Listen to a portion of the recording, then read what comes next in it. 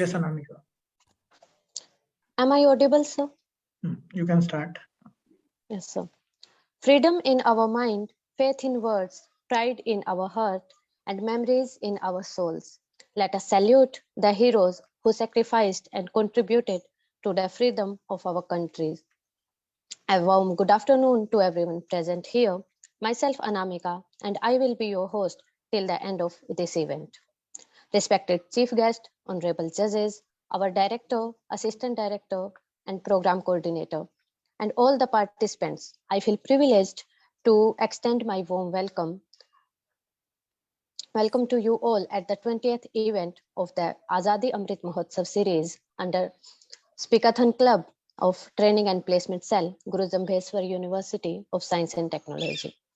Today we feel honored to have our honorable chief guest, Dr. Markandeya Ahuja, eye surgeon and the former Vice Chancellor of the Gurugram University. Welcome, sir, and thank you very much for giving us your precious time. Yes. Respected judges for today's event will be Dr. Prerna, Assistant Professor of the HSB Department, and Dr. Sumit Saroha, Assistant Professor of Electrical Engineering Department. Welcome, sir. Welcome, ma'am. Thank you, Anamika. Thank you so much. Yes, sir. This is the 20th event of Azadi Amrit Mahotsav series. Today we are having brilliant participants who will compete in this elocution competition and share their views about the freedom fighters and their roles and sacrifices in freedom of our country. Moving forward, I request Raghav to play the tributational video. Raghav, please.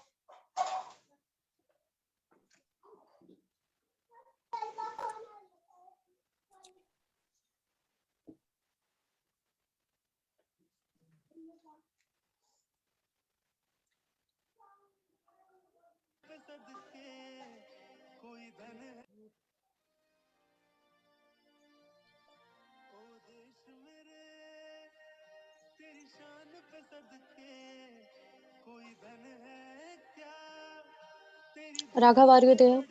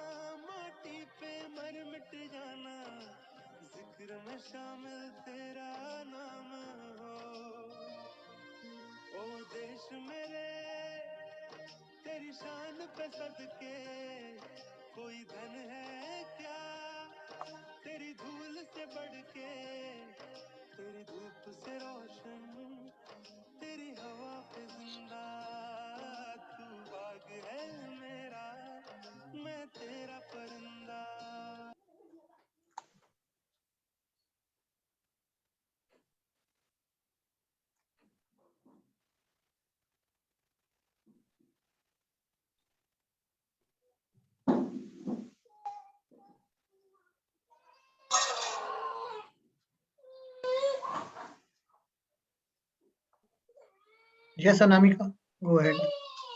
Yes, sir. Now I would like to call Pratap sir, Director of Training and Placement Cell, for a welcome speech. Please, sir. Thank you very much, Anamika. Yes, sir. So, on behalf of Training and Placement Cell, Guru Jambheswar University of Science and Technology Hisar, I express my heartiest welcome to our today's chief guest of this Azadi Amrit Mahotsav series 20th edition, Dr. Markandeya Ahuja ji, who is a senior eye surgeon having done 1.5 lakh surgeries, and he has treated more than 29 lakhs outdoor patients as well. And in addition to MBBS and MS, he also holds degree of management as well.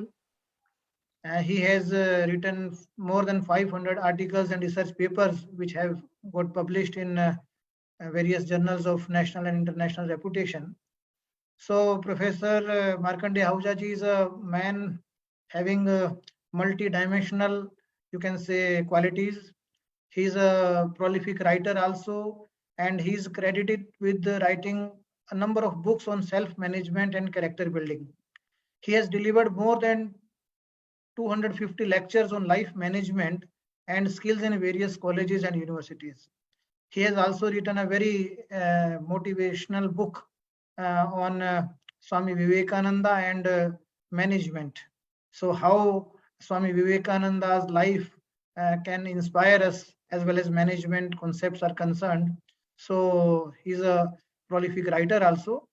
And here I would like to share one more thing that you people might be knowing that in 2013, it was 150th anniversary of birthday of Swami Vivekananda, and at that time, a number of big activities were held in entire country. So all the activities which were conducted in Haryana, so those activities were basically headed by Professor Markandeya Ahujaji. So in that sense, he is a very, you can say, right person for being chief guest of Azadi Amrit Mahotsav series event. He also keeps on writing various number of articles on freedom fighters, or you can say unsung heroes of our country's freedom. So we are very fortunate, and Oksab, to have you in our and this Azadi Amrit Mahotsav series program.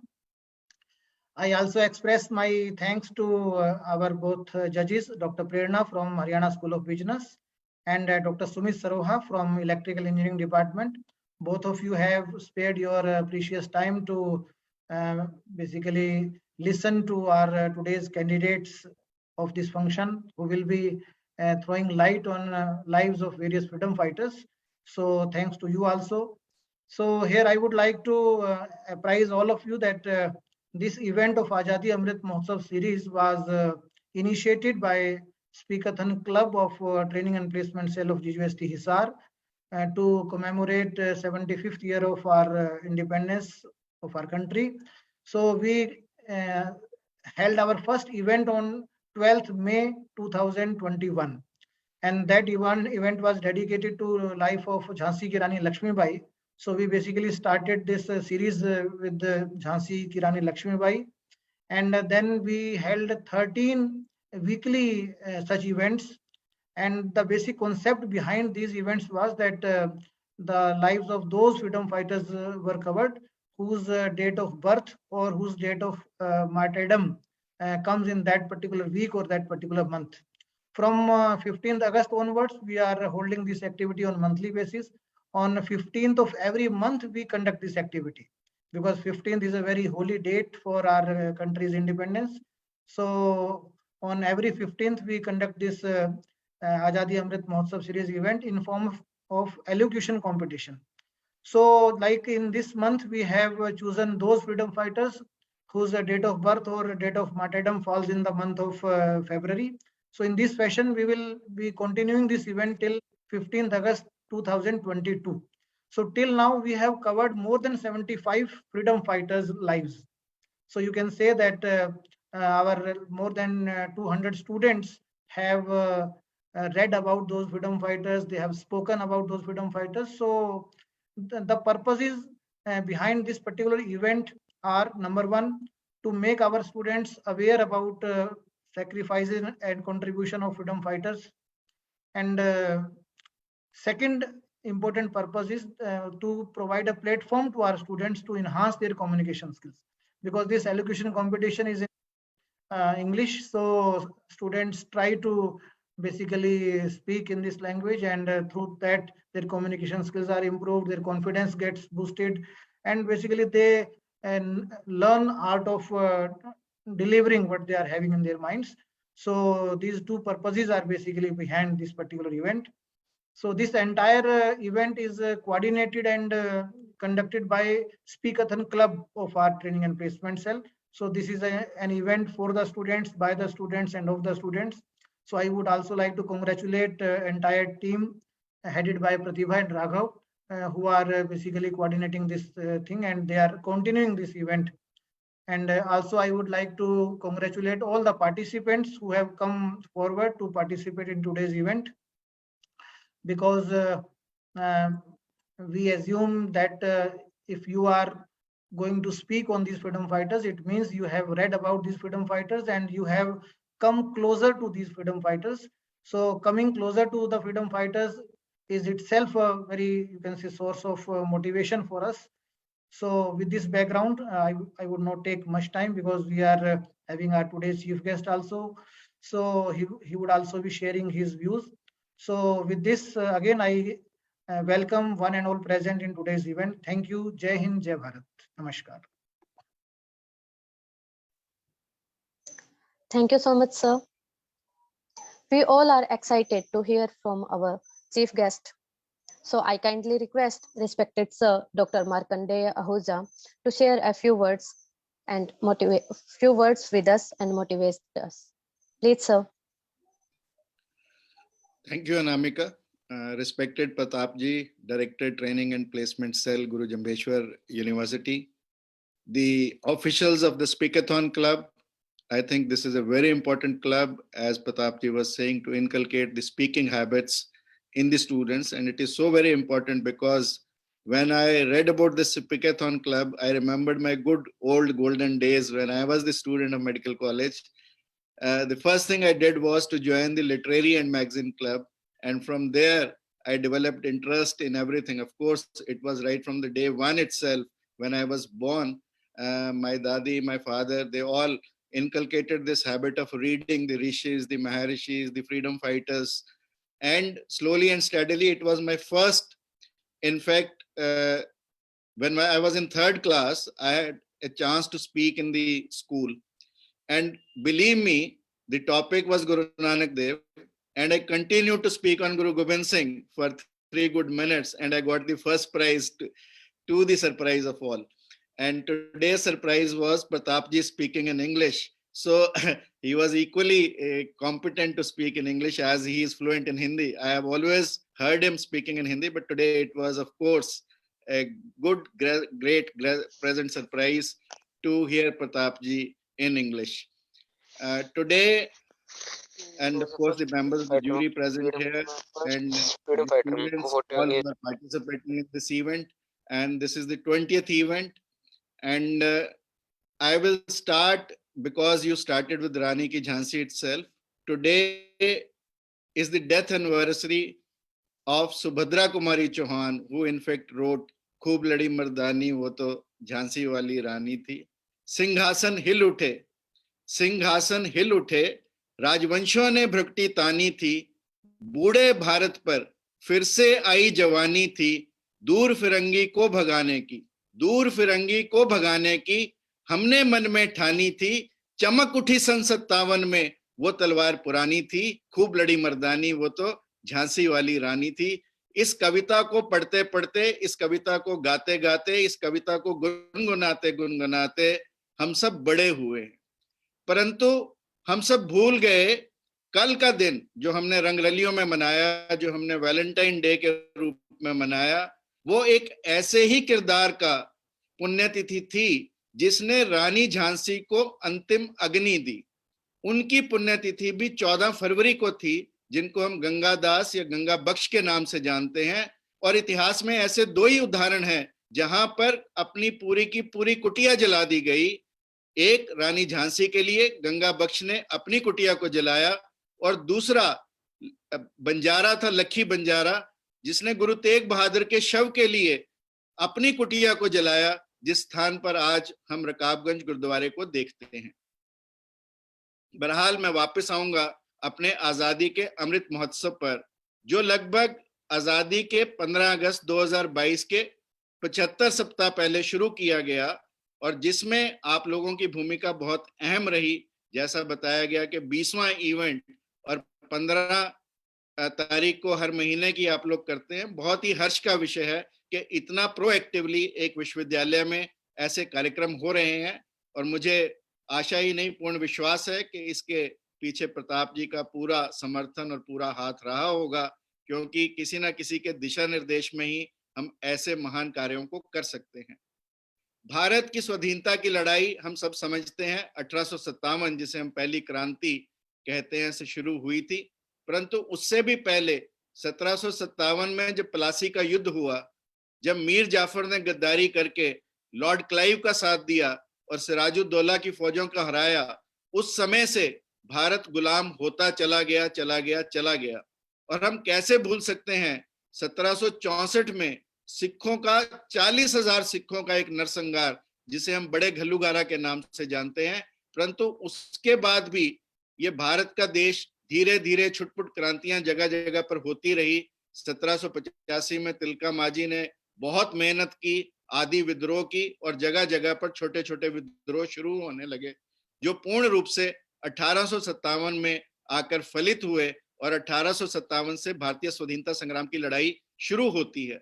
परंतु कई कारणोंवश 1857 का विद्रोह थोड़ा ठंडा हुआ, परंतु 1893 के स्वामी विवेकानंद जी के भाषण ने भारत में एक नई ऊर्जा, एक नया उत्साह, एक नई आशा, एक नया विश्वास जगाया और भारत पुनः उठ खड़ा हुआ अपनी आजादी के लिए। और 1897 का जो प्लेग फैला पूरे भारतवर्ष में, और जिसमें पुणे में इतनी ज्यादतियां हुई, रैंड एक डिस्ट्रिक्ट मजिस्ट्रेट था जिसकी हत्या चापेकर बंधुओं ने शुरू की, और वहां से पुनः विद्रोह की कहानी शुरू होती है।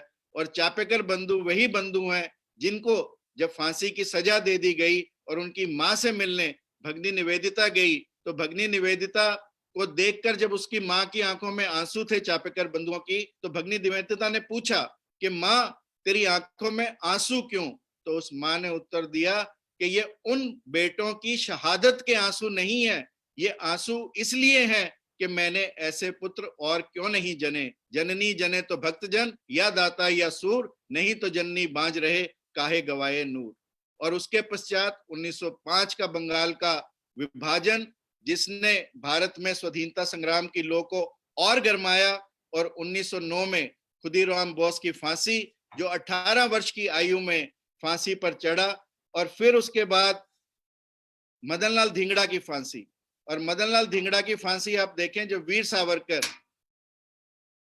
जिस दिन फांसी होनी है उससे एक दिन पहले मदनलाल धिंगड़ा से मिलने जाते हैं, तो मदनलाल धिंगड़ा से पूछते हैं कि धिंगड़ा तुझे कुछ आखिरी, तेरी कोई इच्छा हो, तेरी कोई आखिरी ख्वाहिश हो? तो मदन कहते हैं कि एक शीशा ले आना, एक आईना ले आना। तो सावरकर बड़े हैरान होते हैं कि जिस व्यक्ति को कल फांसी होनी है वो आज आईने का क्या करेगा। तो मदन से पूछते हैं कि आज तू आईने का क्या करेगा? तो मदन जो जवाब देते हैं वो हम सबकी दृष्टि को बदल सकता है। मदन ने कहा कि आईना इसलिए चाहिए कि फांसी के फंदे पर जाते हुए मैं ये देखना चाहता हूं कि मेरे माथे पर कोई शिकन तो नहीं है, मैं कितना प्रसन्न चित्त हूं, ये मैं देखना चाहता हूं। ये उस व्यक्ति के उद्गार हैं जो फांसी के फंदे पर झूलने वाला है। और जिन ऐसे ही भारत के युवाओं ने, भारत के वीरों ने, भारत के क्रांतिकारियों ने भारत के स्वाधीनता संग्राम में अपनी अहम भूमिका निभाई। और फिर 1914 में कामाघाटा मारू की घटना, जिसके पश्चात 1915 में करतार सिंह सराभा को फांसी हुई, परंतु करतार सिंह सराभा की फांसी के साथ गदर के रूप में गदर आंदोलन पूरे विश्व में फैला, जहां पर भारत की स्वाधीनता की चर्चा होने लगी और भारत को कैसे स्वाधीन कराया जाए इस बात की चर्चा होने लगी। 1919 का जलियांवाला बाग आप सब लोग जानते हैं, जिस नरसंहार के बाद एक छोटा सा बच्चा ऊधम सिंह जो सभा में मौजूद था और जिसने एक विधवा अतर कौर को रोते हुए देखा, उसके आंसू पहुंचे और उसे कहा कि मां, तेरे खून का, तेरे पति के खून का बदला मैं अंग्रेजों से लेकर रहूंगा। और उस माटी को अपने माथे पर लगाया, एक शीशी में बंद की, और 21 साल बाद जाकर इस नरसंहार के जनरल डायर को ऊधम सिंह ने 1940 में लंदन में जाकर मारा। तत्पश्चात भारत का असहयोग आंदोलन और अन्य आंदोलनों के माध्यम से चलता रहा, परंतु 1925 की काकोरी क्रांति और उसके पश्चात 1928 की सैंडर्स की हत्या और 1929 में असेंबली में बम फेंकना, और फिर उसके पश्चात 1931 में वीर चंद्रशेखर आजाद की शहादत और फिर भगत सिंह की शहादत, इन्होंने पूरे देश को झकझोर कर रख दिया। और उसके पश्चात भारत स्वाधीनता के पथ पर अग्रसर होता चला गया। अनेक गुमनाम क्रांतिकारी, अनेक ऐसे क्रांतिकारी जिनको हम लगभग भूल चुके हैं, जैसे काकोरी कांड के, जिसे अब हम काकोरी क्रांति के नाम से जानते हैं, क्योंकि कांड एक ऐसा शब्द था जिसे हाल ही में सरकार ने क्रांति का रूप देने का फैसला किया। रामप्रसाद बिस्मिल, वही रामप्रसाद बिस्मिल जो कहा करते थे, सरफरोशी की तमन्ना अब हमारे दिल में है, देखना है जोर कितना बाजुए कातिल में है, अब न कोई वलवले हैं न अरमानों की भीड़, बस मर मिट जाने की तमन्ना दिले बिस्मिल में है, मर मिट जाने की तमन्ना दिले बिस्मिल में है। और रामप्रसाद बिस्मिल के साथ अशफाकुल्ला खां, ठाकुर रोशन सिंह, अनेक ऐसे स्वाधीनता सेनानी थे जिन्होंने फांसी के फंदे को चूमा इस मातृभूमि की शहादत, आजादी के लिए, इस मातृभूमि की स्वाधीनता के लिए, इस मातृभूमि को एक स्वर्णिम अध्याय देने के लिए।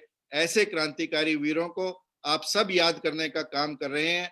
मैं आप सबको नमन करता हूं, यहाँ बैठे सभी बच्चे जो भारत का भविष्य है, क्योंकि भारत एक युवा देश है, उन सबको नमन करता हूं कि वो इन कार्यों के लिए भी अपने सिलेबस के अलावा इन एक्टिविटीज में पार्टिसिपेट करने के लिए समय निकालते हैं, क्योंकि ये बहुत महत्वपूर्ण है। पुस्तकें केवल हमारा आईक्यू बढ़ा सकती हैं, परंतु यदि हमारा इमोशनल क्वोशंट या स्पिरिचुअल क्वोशंट कोई चीज बढ़ा सकती है, तो वो ऐसी एक्टिविटीज हैं जो धीरे धीरे हमारे सबकॉन्शियस माइंड में इकट्ठी होती चली जाती हैं। देखें, पढ़ाई से हम केवल अपने ब्रेन का 1/10 हिस्सा, जिसे हम कॉन्शियस माइंड कहते हैं, उसको डेवलप करते हैं, परंतु 9/10 हिस्सा जो सब कॉन्शियस हमारा हिस्सा है, जो सबसे ज्यादा पावरफुल हिस्सा है हमारे ब्रेन का, उसके ऊपर हमारी शिक्षा पद्धति में बहुत कम ध्यान दिया गया। परंतु जो ये एक्टिविटीज हैं, मेरा बिल्कुल फर्म बिलीफ है और मेरा ये मानना है कि ये एक्टिविटीज उस 9/10 ब्रेन के हिस्से पर काम करती हैं, और जिसका डेवलप करना, जिसमें इन गतिविधियों का जाना अत्यंत महत्वपूर्ण है, ताकि हम एक ऐसे व्यक्ति बन सकें जो ना एक केवल अच्छे डॉक्टर्स, अच्छे इंजीनियर्स, अच्छे अकाउंटेंट या अच्छे वकील बने, या अच्छे और भी कुछ जो जीवन में बनना चाहते हैं बने, परंतु उसके साथ साथ एक ऐसे व्यक्ति बने जो समाज के प्रति समर्पित हो, जो देश के प्रति समर्पित हो, और इन सभी महापुरुषों की, इन सभी स्वाधीनता सेनानियों की शहादत, उनका बलिदान हमारे लिए प्रेरणा का काम करे। क्योंकि इस क्रांति में न केवल कुछ क्रांतिकारी हुए, परंतु समाज के प्रत्येक व्यक्ति ने जो जैसी आहुति दे सकता था उसने ऐसी आहुति दी। अनेकों पत्रकार जिन्होंने अपनी कलम के माध्यम से दुनिया को प्रेरित किया। और अंत में सिर्फ एक छोटी सी बात, क्योंकि समय बहुत कम है, कहकर अपनी बात को समाप्त करूंगा कि 1857 की क्रांति का नेतृत्व बूढ़े बहादुर शाह जफर द्वारा किया गया था, और उस बहादुर शाह जफर के 4 बेटों के सर कटवाकर हडसन ने थाल में सजाकर, खूनी दरवाजा, जो लोग मौलाना आजाद मेडिकल कॉलेज जानते हैं, उसके सामने खूनी दरवाजा जहां पर उनके शवों को लटकाया गया था, और उनके सिरों को थाल में सजाकर बहादुर शाह जफर के पास भेजा गया, और साथ में हडसन ने लिखवा कर भेजा, दम दम में दम नहीं, दम दम में दम नहीं, खैर मांगो जान की, अब तलक ठंडी हुई तेग हिंदुस्तान की। तो उस जफर ने लिखकर भेजा कि हिंदुस्तानियों में बू रहेगी जब तलक ईमान की, तख्त लंदन तक चलेगी तेग हिंदुस्तान की, तख्त लंदन तक चलेगी तेग हिंदुस्तान की। और इतिहास गवाह है इस बात का कि पूरे 90 वर्ष के बाद भारत को आजादी मिली, भारत को स्वाधीनता मिली, भारत अंग्रेजों के चंगुल से छूटा, और अब इस आजादी को बरकरार रखने के लिए हमें ये ऐसे महोत्सव मनाते रहना चाहिए, युवाओं को प्रेरणा लेती रहनी चाहिए। आपने मुझे इस कार्यक्रम में बुलाया, प्रताप जी का बहुत बहुत धन्यवाद, स्पीकरथॉन क्लब का बहुत बहुत धन्यवाद, जंबेश्वर विश्वविद्यालय का धन्यवाद। जय हिंद, जय Bharat. Thank you so much, sir, for your precious words and introducing us to many forgotten events of history of our freedom. Now, before calling the participants, let me read out the rules for this competition, and participants are requested to follow the rules and regulations. Number 1, you have to present in English only, although couplets or famous sentences may be recited in Hindi or any other language as well. Number 2, when your name is announced by anchor for speech, then you raise your hand so that you may be unmuted.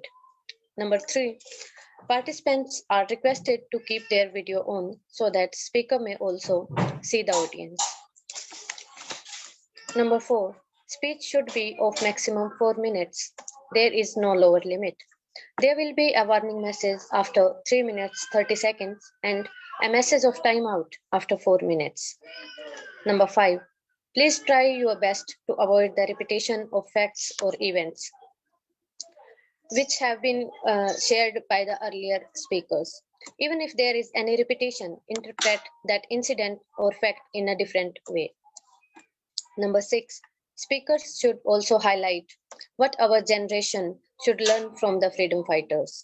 Number 7, no derogatory remarks against anyone are allowed. Number 8, participants doing paper reading will be disqualified and certificates will not be awarded to those. Number 9, you understand that how difficult it is to speak in front of all. To boost the confidence of the speaker, please clap when he or she ends up. Number 10, participants have to speak on the life of chosen personality, lessons learned, and their relevance in the current context. The evaluation criteria for this competition are: number 1, content quality; number 2, content delivery; number 3, body language; and number 4, command on language. This time there will also be a special category for the for speakers who have had won at least 2 times in the earlier AAS events. From this special veteran category, one winner will be selected. Now, taking the event to next step, I would like to call the participants. So give a big round of applause for our first participant, serial number 1, Anu Sen.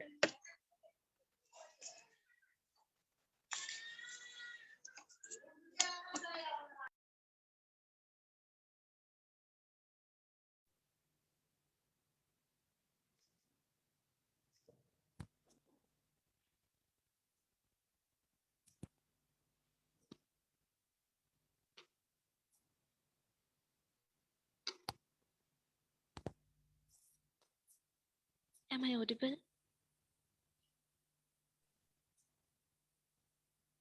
Yes, Anu, go ahead. Good evening, everyone. My name is Anu, studying in BSc First Year Chemistry. And first of all, thank you so much for giving me the opportunity to attend this event. So let's start. So, sir, when we turn the pages of history, and there is a talk of freedom struggle, then an image of 1857 revolution, and the name of the revolution Mangal Pandey comes up. But today, I want to tell you about the personality whose name you hardly heard, and that is Tilka Manji, yeah, also known as Baba Tilka Manji, that is born on 1st February 1750 and the Sultan in the Sultanganj, Bihar. So let's start. I would like to inform you, tell and discuss the life story of the personality who has sacrificed his life for the freedom and the rights of the tribal community and the Indians. So let's start. Tilka Manji was born on 1st 1750 in Sultanganj, Bihar. And when, hello, okay.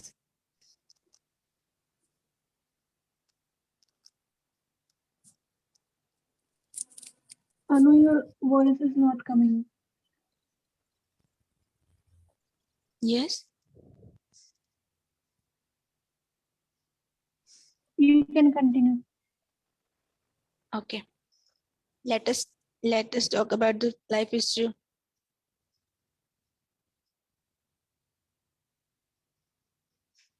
Do you know that despite us starting the 80 years before the 1857 Board of Revolution, when Tilka Manji still childhood, it was said that the exploits of British on the tribal community.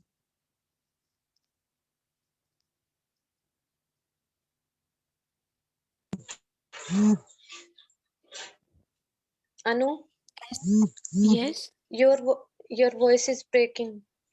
Network connection check करो. Yes, sure. I think her headphone is not working. Try without earphone. You remove your headphone and try. No, Yeah, sure. you remove this headphone and then try. Okay, sir. इसको हटा दो इसको बिना इसके use करो mobile से भी हटा दो ठीक है May I again start this? yes Okay. So today I will discuss the life story of the Tilka Manji here. So he was the first freedom fighter of our country, and you hardly heard his name because our history books have not shown his name, most of them. So as we know that the हमें so sorry, like Tilka Manji born on 1st Feb 1750, and when since childhood he said that the British government has many exploits on the tribal community. As he grew up, he raised his voice against the British and his atrocities. Then in 1770, there was a severe drought. He looted the royal treasury of the British and helped the poor. And he was not stopping there. And when in 1784, when he attacked the Bhagalpur, and he murdered an English collector with his poisonous arrow. After this murder, British British government is shocked that how can a normal trouble can kill a British collector. But after only this murder, he joined the hit list of the British, and after this, British British started to British started follow place to place. But luck was good for him. He was not he was escaped from there. But as we know, घर का भेदी Lanka die. With the help of a traitor, he was catch up, and as it is said that it was a very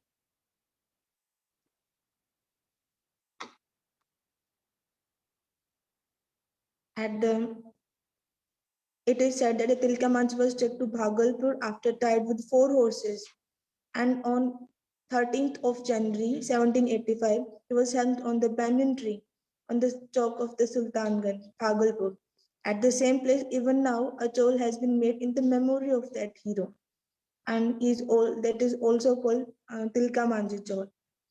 I would like to say that the participation of any revolutionary is not less, but as we know that fire needs a spark. In my word, I would like to say that the Tilka Manji emerged like a spark and initiate a sense of freedom in all the minds of Indians and rebel. So one line for him: you have been killed by the British, but you are alive in the hearts of all Indians and rebel. So salute Tilka Manji. Thank you so much. Thank you. Thank you, Anu. Now calling the second participant, serial number 2, Vishnu Pratap Singh Pishwaha.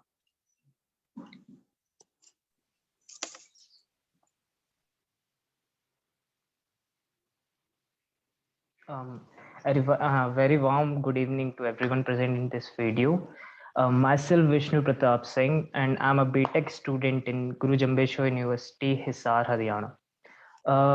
In today's contest of Azadi Amrit Mahotsav, I chose Tilka Maji as the freedom fighter on which I'm going to speak on. So, firstly, I would like to tell you that why I chose him. He was among the first ones who started a revolution against East India Company, who was in power at that time. And in my personal opinion, it is hard to start a revolution than continuing one. So, and he has such courage to do something like that when most of the people would stand down in front of that almighty British people. So this revolution was started in 1784 when the East India Company East India Company was upper handing the people's condition, because there were not enough food and all the resources which the people of the hills often, I guess, what was the name of that hill? Chota Nagpur. He belonged to Chota Nagpur. Tilka Maji was a Adivasi who lived on hills, and the people were suffering by the lack of food and all the resources which they require for their normal daily life. But East India Company, who was in power at that time, exploited their condition, and they did not help them to come out from that particular problems. And by seeing this, Tilka Maji formed a group of people who were formed to for who were formed to um, rebel against them, against the East India Company. Uh, but some British governor saw that coming revolution and tried to stop them. They used their same technique, which was said to be divide and rule. But Tilka Maji understood that, and he wrote a message on a leaf of a tree. I don't remember the particular tree name, but the message was, "We must be united," by which he means that we should not divide, and we must be united and be one unit, one particular unit, to fight against them. Otherwise, we won't be able to win. It was a small revolution, but to do something like that, and he was not that literate and or anything. He was a guy who lived on a hill, and um, uh, was a paharia, so literacy rate was zero. But the courage and the what should I call it, the courage, the willpower a particular man needs to do such thing is unimaginable. And let me continue with that. He fought against them in 1784, and he fought with just bows and arrows. He fought with just bows and arrows, despite knowing that the fact they are having the guns and all the firepower they need to put them down. And he did everything he could, but there was one governor named Augustine Cleveland, I guess, who died because sorry, and the time is up. Thank you for hearing me out.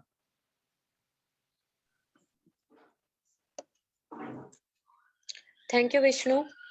Now calling our next participant, serial number 3, Twinkle.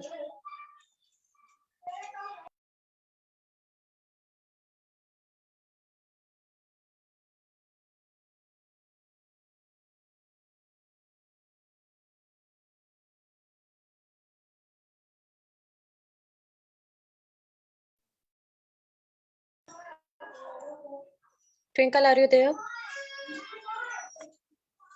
Okay. Moving on to next, serial number 4, Lalit Kumar.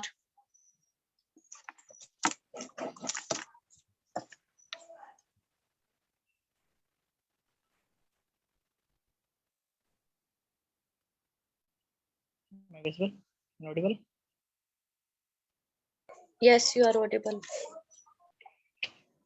Maharishi has said, the soul is unique in its nature, but its entities are many. Hello everyone, I'm privileged to speak about the life lessons and the teachings of a great son, philosopher, Maharishi Dayanand, who gave a new direction and energy to the world through his work and teachings. Maharishi was born as Mool Shankar on 12th of February 1824 in Tankara village in Gujarat. He born in an affluent and influential Brahmin family, where he was taught every religious activities, pieties, and the purity of the fast at a very early age. He was performed with the Yajupavit Sanskar when he was just 8 years old. He was very obedient and honest person. Whenever he always focused on every activity, whether it is ritual or not, with great attention.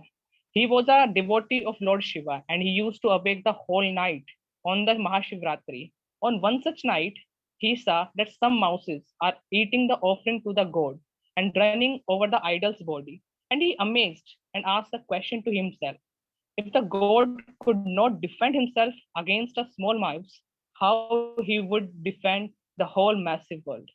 He This was a turning point in his life. Just after some years, at the age of 14, her younger sister died, and he asked his parents that what is life, what is death, and what is after the death.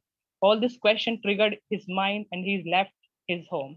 And he roamed here and there for around 20 years and reached Mathura, where he met a blind son named Maharishi Vrijanand. He became his disciple. On the first day, Maharishi Vrijanand asked him to collect all his books or that he has read in entire life and flow them into the river. He know that his guru is blind, and if he would collect all this book and place it at a different place, he would not come to know. But he was obedient and loyal towards that guru. He flowed all his books to the to the Yamuna river. This shows how obedient he was. He got the knowledge of Vedas and the teachings from Maharishi Vrijanand and devoted his whole life in spreading his teachings and beliefs. He founded Arya Samaj in 1878, which he called as the Society of Nobles, which is very actively working in all parts of India and in the entire world in many different countries. I am also the part of Arya Samaj. And Maharishi Dayanand always believed that Vedas is the only way if India wants to unite. We are forgetting the Vedas knowledge, and he gave the slogan, "Come back to the Vedas." He inspired many revolutionary fighters like Lala Lajpat Rai and Udham Singh and Bhagat Singh, which contributed towards the war of independence. In this, he is one of his student, Maharishi Shraddhanand, founded the Gurukul, which is in Kangadi in Haridwar. Maharishi Dayanand advocated the Gurukul system, and he advocated the small girl child education. He always stood against the girl child marriages, against the sati pratha, and he advocated the child education, and he stood against the untouchability, casteism. According to him, everyone is equal. He gave the idea of Swaraj, and he always worked for the welfare of the people. Even during his last time, his words, "He Ishwar, तूने अच्छी लीला रची, तेरी इच्छा पूर्ण हो." The great sons left this world and always remain eternal in our memories in this history. Thank you. Very nice, Lalit.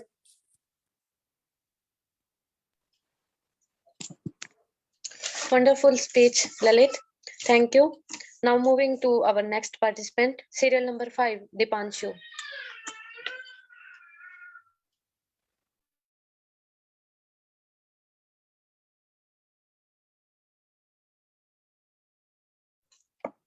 Is Dipanshu there? Okay. Moving to next serial number 6, Chirag.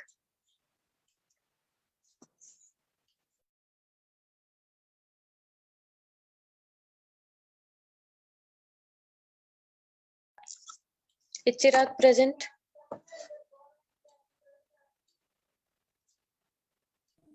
Chirag is not here. Okay. Next, serial number 7, Ravi Ranjan Kumar.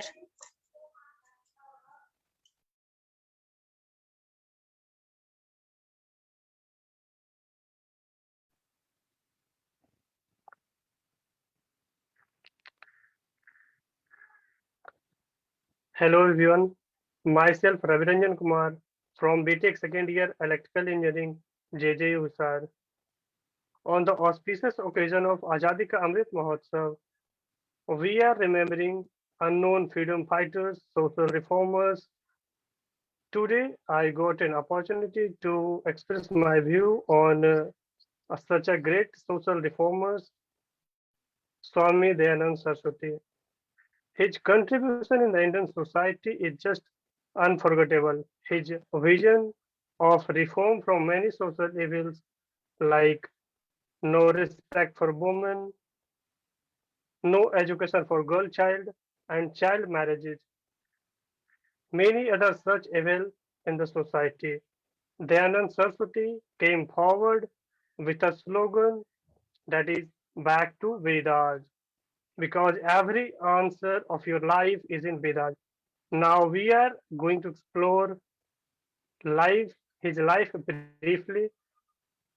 First of all, Dayanand Saraswati was born on 12 February 1824 in Tankara, Gujarat as a Mool Sankar.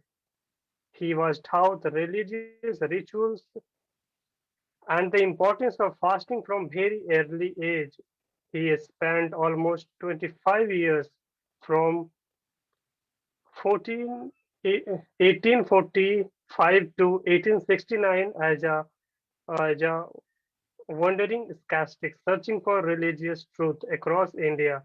On 7 April 1875, Dayanand Saraswati formed the Arya Samaj at Bombay. Arya Samaj at Bombay. It was a Hindu reform movement. It means the Society of the Novel. The Samaj directs its members to condemn uh, spiri- all the ritual all the spiritual ritualistic activities that not be going to practice in the society, such as idol worship, animal sacrifices, etc. Arya Samaj are not only taught a spiritual reorganization of the Indian psyche, it also worked toward abolishing various social issues. Primary focus on remarriage, widow marriage, women education, opposed child marriages. He set up many gurukuls across India to teach his followers the knowledge of Vedas, and for them he spread the knowledge further after him. Under his leadership, a trust was formed named Dayanand Anglo-Vedic Trust and Society. Under this trust, DAV High School was formed across India. DAV High School was formed across India. Swami Dayanand Saraswati also made logical, scientific, and critical analysis of faith, including Christianity and Islam, as well as other Indian faiths like Jainism, Buddhism, and Sikh.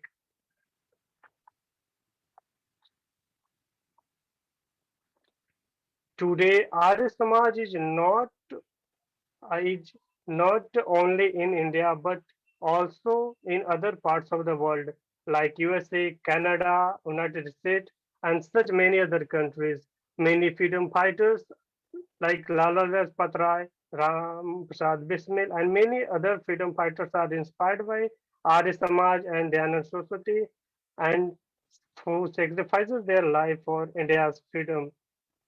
At last, I want to say that the vision of Dayanand Saraswati to practice your religion and exercise your duty towards nation is totally based on Vedas. So I request you all to read all the ancient scriptures for scientific and logical answer of your every question in your life. Thank you. Jai Hind, Jai Bharat.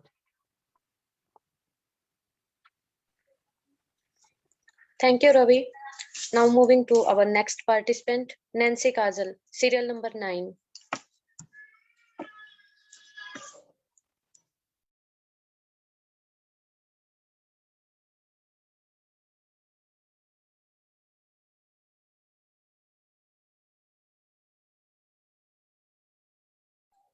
Nancy, unmute yourself. You people have to unmute her. She can't. Hello everyone, I am Nancy, a student pursuing my bachelor's degree. Today I am here to narrate a few incidents from the life of Sarojini Naidu. To quench my thirst, I bent myself low in the streams of peace.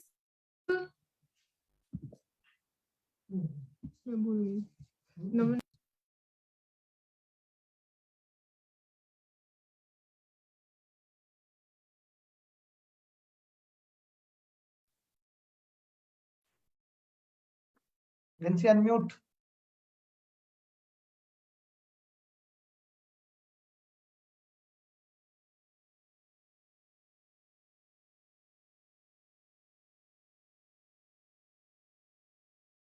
ये क्यों लिखा है?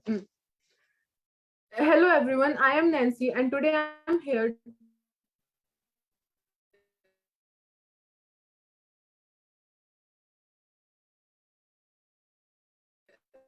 to narrate some incidents from Sarojini Naidu's life. To quench of sleep. We know about Gandhi, Nehru, Bhagat Singh in our study of Indian freedom struggle movement. When it comes to women, we only speak about Rani Lakshmibai's contribution of 1857. However, other women freedom fighters contributed heavily to Indian independence movement. Amongst the women who are not recognized, Sarojini Naidu is one. She was a child prodigy, freedom fighter, and a poet who is known as the Nightingale of India. She was the first Indian woman to become president of India, Indian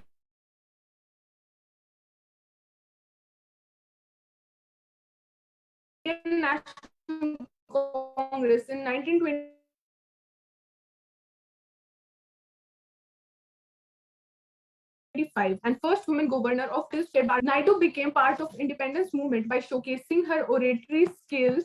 She advocated for women's rights and their empowerment. After partition of Bengal in 1905,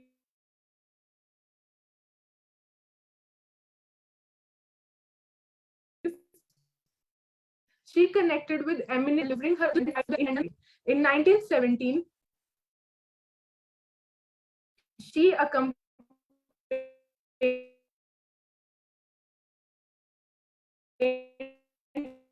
Annie Besant, the president, a joint Hindu-Muslim demand for the British battle political reform. The same year, Naidu movement. In 1990, Naidu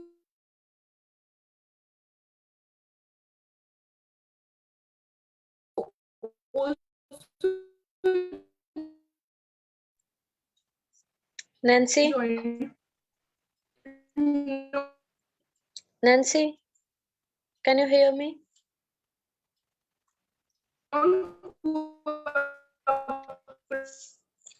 Nancy?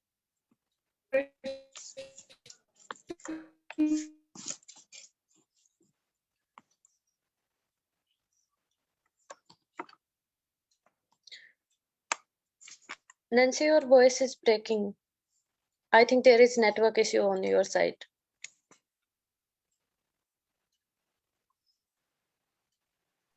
She can be given chance in the end.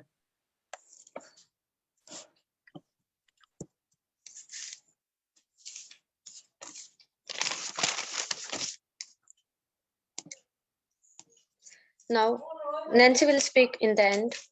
And calling our next participant, serial number 10, Lakshmi.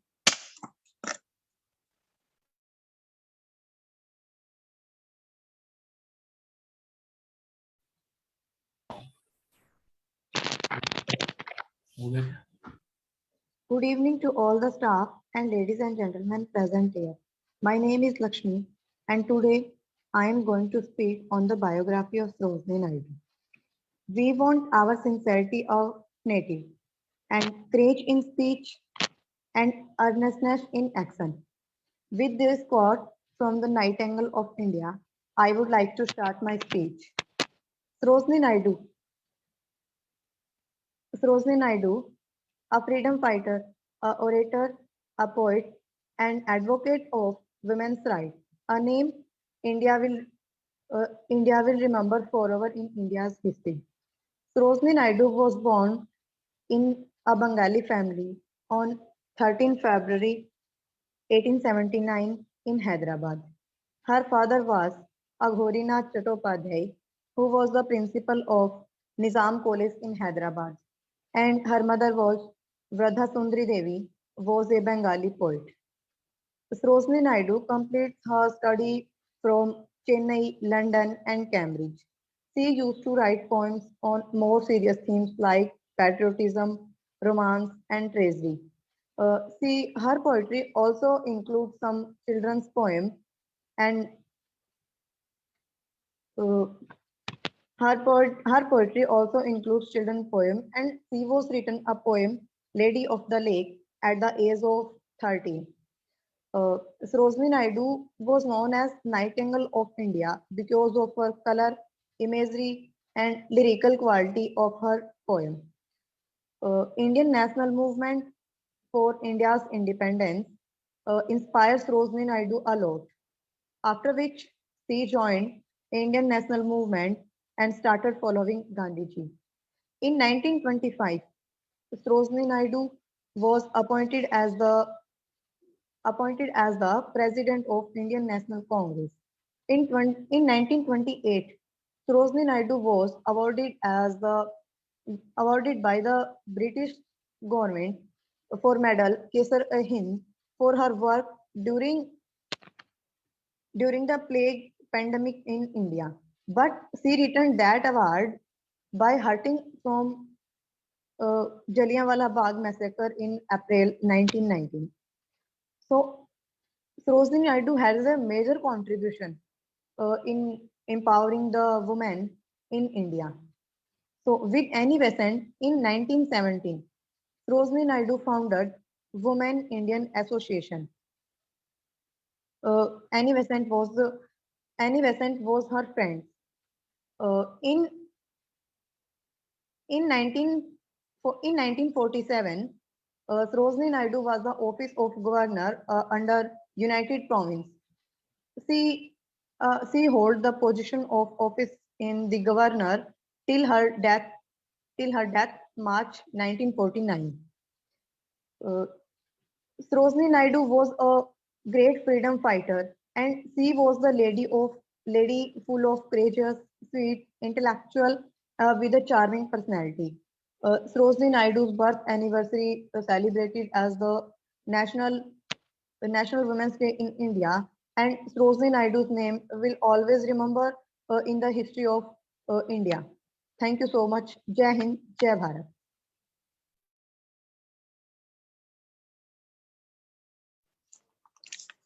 Thank you so much, Lakshmi. Very nice speech.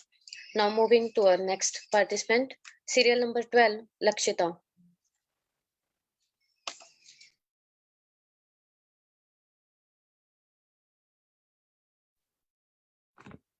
Good afternoon to all of you. Myself Lakshita, and today I am going to tell you about the great political leader and great freedom fighter Gopal Krishna Gokhale. Gopal Krishna Gokhale was an Indian moderate political leader and a social reformer during the Indian independence movement.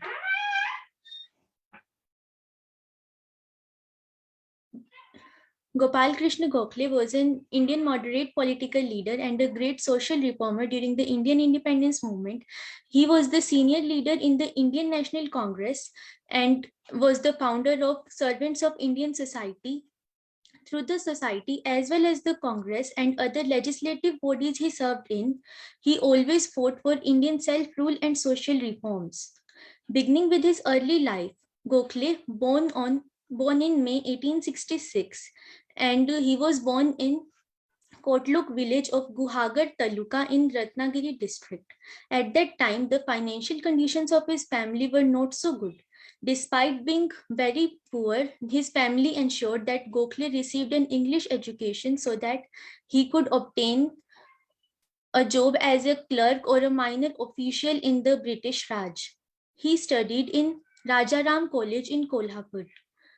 Being the first generations of Indians to receive the university education, Gokhale completed his graduation from Elphinstone College in 1884. During the beginning of his political career, Gokhale was greatly influenced of the social works of Justice Mahadev Govind. He was even named Manas Putra of the Justice.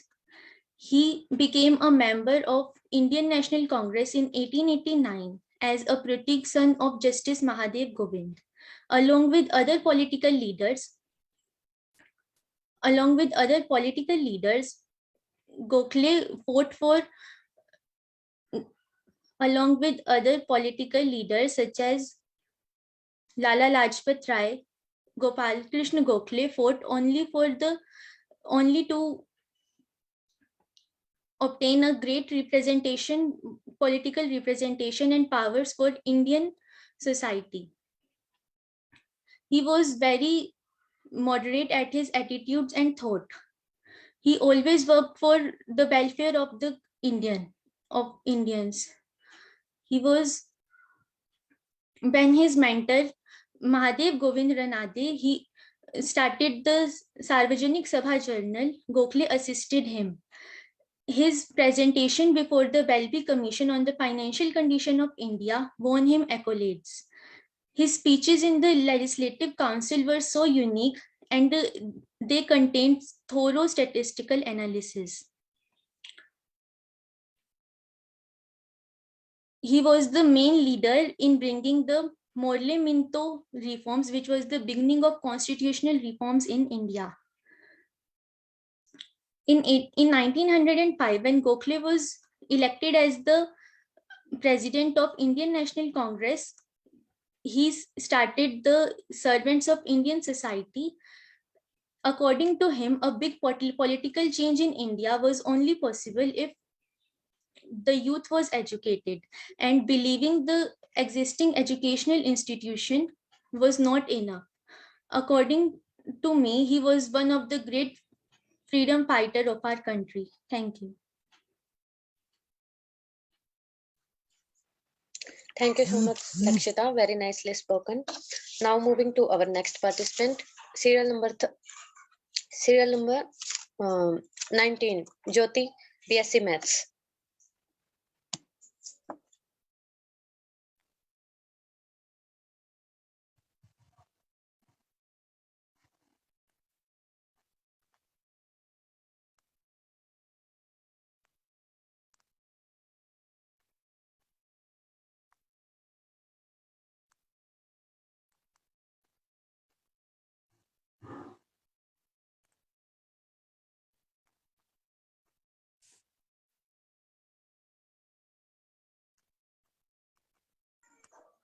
Jyoti, you can start.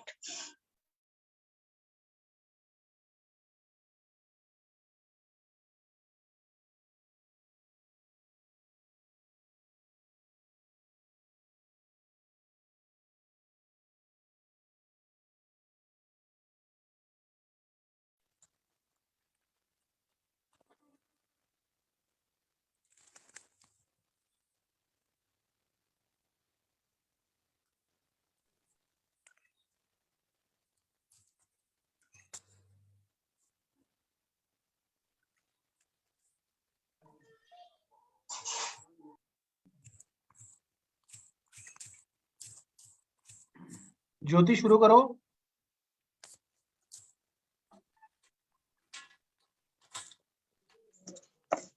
Jyoti, if there is any issue, you can deliver your speech in end.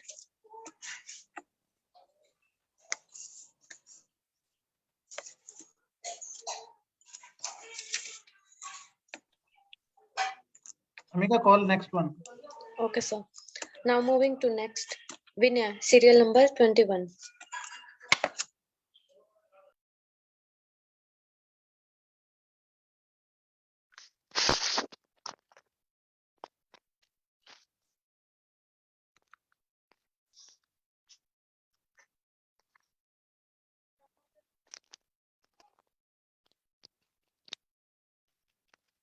Good morning, everyone. I am Vinay from BTech Printing Department, studying in first year in GJU Hisar. Today, I am going to share the story of Rani Chennamma. Rani Chennamma, who is the first female freedom fighter over India, who fought against the British Empire. She was born in 1723 October 1778 in Kakati, a small village in Karnataka. In her childhood, instead of the other children, she liked the sword fighting, archery, and horse riding. She had trained in the soul in her early childhood. At the age of 14, she got married Raja Malasarj, the king of Kittur, and she became the queen of Kittur. But her marriage life seemed to be a sad tale. In 1814, her husband Raja Malasarj died, leaving her alone with a son and a state full of volatility. The Rani trained her son in politics, in sport fighting, horse riding, to make a great king. But he had also died in 1824. The Rani Chennamma had a great showroom, but she understood her responsibility and adopted Shivalingappa and make him hero of the throne. But this urged the British Empire. The East India Company ordered Shivalingappa's expulsion and notified Kittur to accept the British regime. But the Rani Chennamma refused to accept the slavery of British Empire. She fought war with the British Empire, and in which she won. But the British Empire did not bear this defeat. They include some disloyal peoples of Kittur, and by cheating, they fought some more wars with Rani Chennamma, in which she lost and put in the jail, where she was dead. Like Jhansi ki Rani Lakshmibai, Rani Chennamma had made a great mark on our country of her courage. From her life, we can learn that in any circumstances, we must learn our responsibilities. Okay, thank you so much.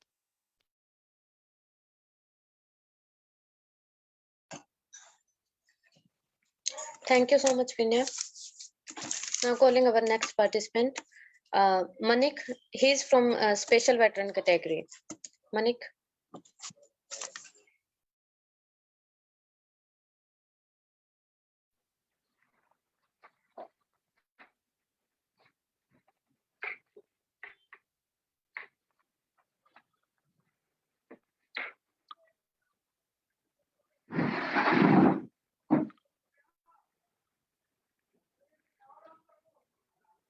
Yes, is my voice audible?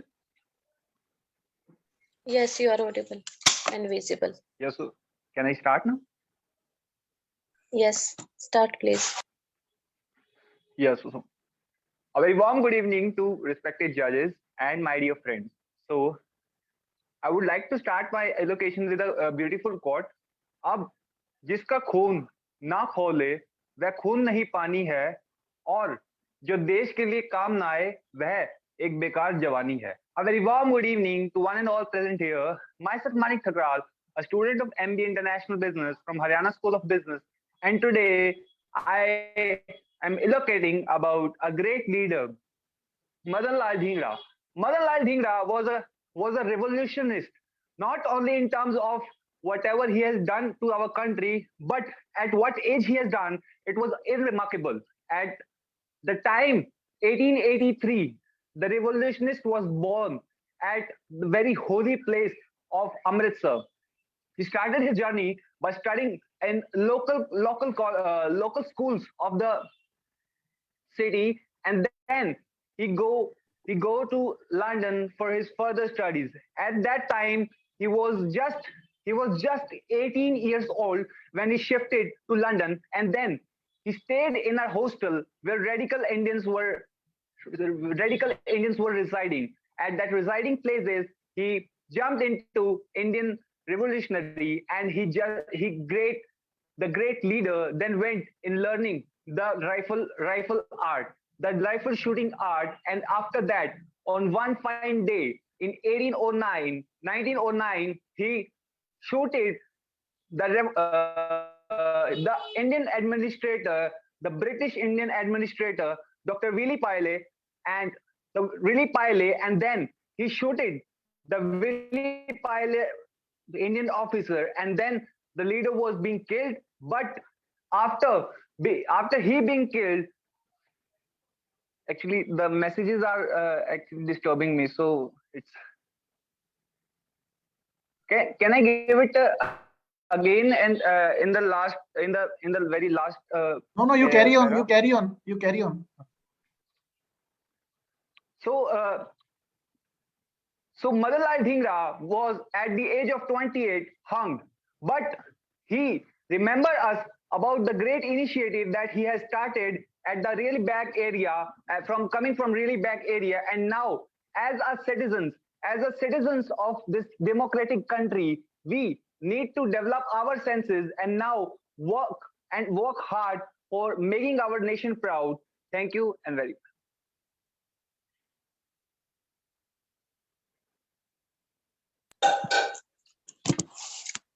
Thank you so much, Manik.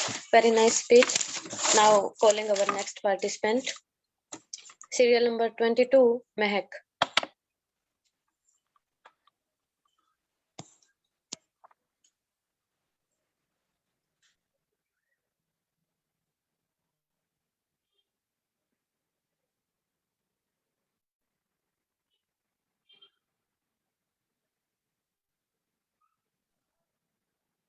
Am I audible now?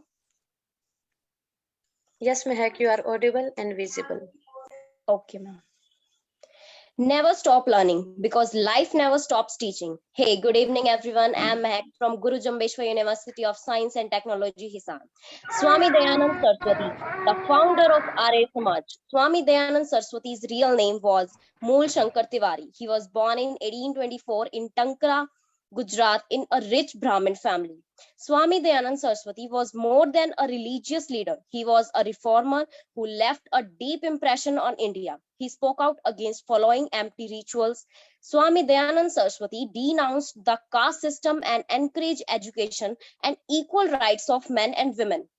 He introduced a complete overhaul of the education system and is often considered as one of the visionaries of modern India. The DAV, Dayanand Anglo-Vedic Schools, came into existence in 1886 to realize the vision of Dayanand Saraswati. The first DAV school was established at Lahore with Mahatma Hansraj as the headmaster. Swamiji firmly believed in removing social evils from the society. Foremost among them were untouchability, idol worship, and child marriage.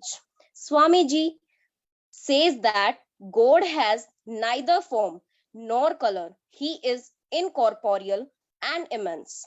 Whatever is seen in the world describes his greatness. I am a Devian. Yes, I am a Devian.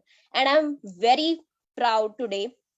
I have studied in DAV, Centenary Public School, for 4 years. And that was a great experience. And I have learned a lot from there, like discipline, consistency. As we all know that discipline and consistency are the most important in life to achieve our goals. Havan are also organized in our school on every special occasion, like the result of 10th or 12th is going to be announced. And when new session is about to start, the Havan used to create positive vibes in the whole school. Now I have learned a lot from Swamiji, and that is work hard, stay disciplined, and be patient. Your time will come, and it doesn't depend on luck. It depends on you, how hard you work. Never give up, because great things take time. That, ladies and gentlemen, was what I wanted to share with you. Thank you so much. Thank you so much for having me. And thank you so much for giving me this opportunity and to listen my speech. Thank you so much.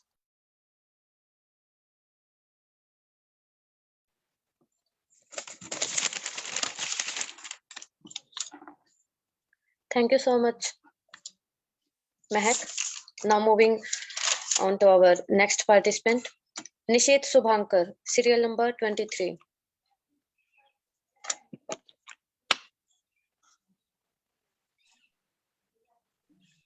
Am I audible? Yes, you are audible and visible. You can start now. Okay, thank you. A very good evening to everyone present here. My name is Nishit Shubhankar and I'm a student from BSc Economics Honors. And today I'll talk about Gopal Krishna Gokhaleji. It doesn't take quite long for patience to manifest into intelligence. Very true and utterly inspiring words by the late Indian nationalist, social reformer, freedom fighter, Gopal Krishna Gokhale. He was born on May 1866 in the Ratnagiri district of present-day Maharashtra. Despite being brought up poor, he managed to earn a college education and graduated from the Elphinstone College in 1884. This education of his had a great influence on his life and his career as a politician and a social reformer. One of the best things about Gopal Krishna Gokhale that I, as a student, was greatly inspired by was his intricate and thorough method of working and analyzing.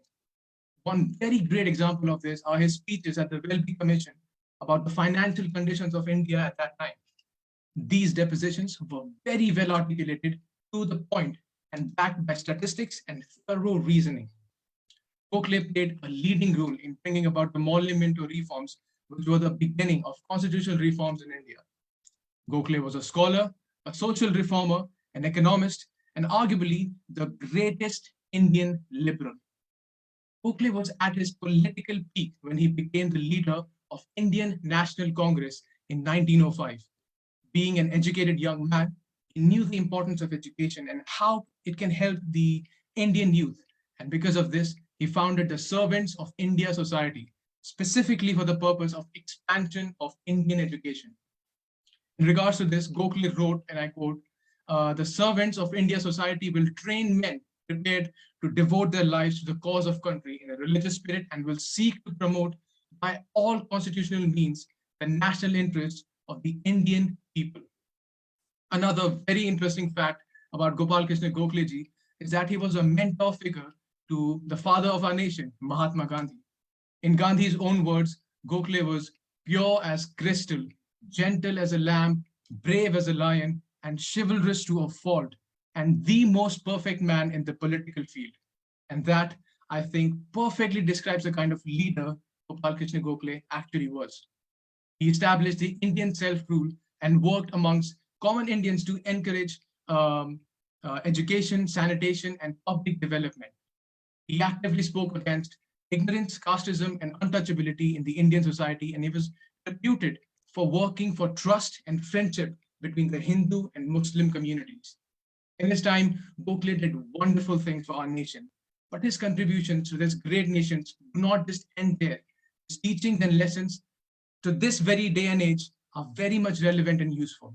Today's Indian youth has a lot to learn from this great man, and I'd like to conclude myself by paraphrasing the great Gopal Krishna Gokhale himself.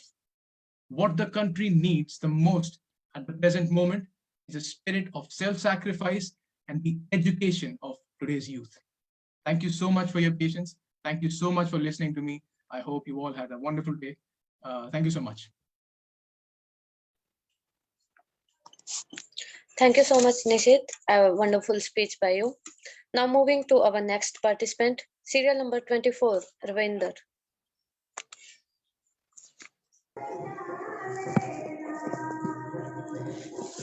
Good evening, everyone. I am Ravinder for printing technology in first year, and today I have going to my share view on topics Gopal Krishna Gokhale achievement role in freedom Indian struggles. So now start. Gopal Krishna Gokhale was born on May 9, 1866. He belonged to a Ratnagiri district of Bombay. He has distinction of being politics, teachers, lives, Gandhi as well as Jinnah. Gopal Krishna Gokhale was belonged to a poor families, and he has struggled hard for his livings. He lives to live and learn on 18 rupees on month, and allowance of great generosity which has great in him out of total salary on 15 rupees month. Thus the life of Gokhale salary on thiefness. Gopal Krishna had a great sense of duties, and once during after school participation in school freedoms, thus Mrs. Just Ranade had the great cement the friendships which has exerted and influenced Indian politics.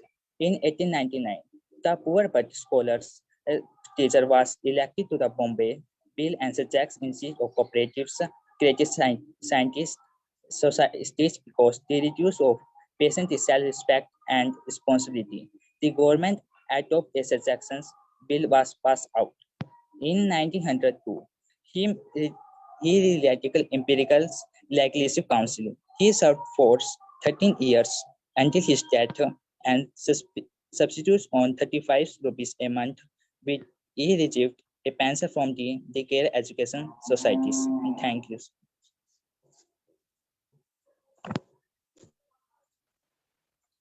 Thank you, Ravinder. You've spoken very well. Now moving to our next participant, serial number 25, Roli Yadav.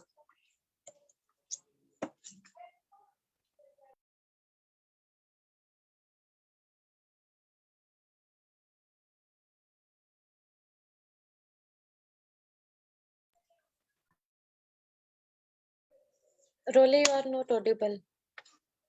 Your mic is mute.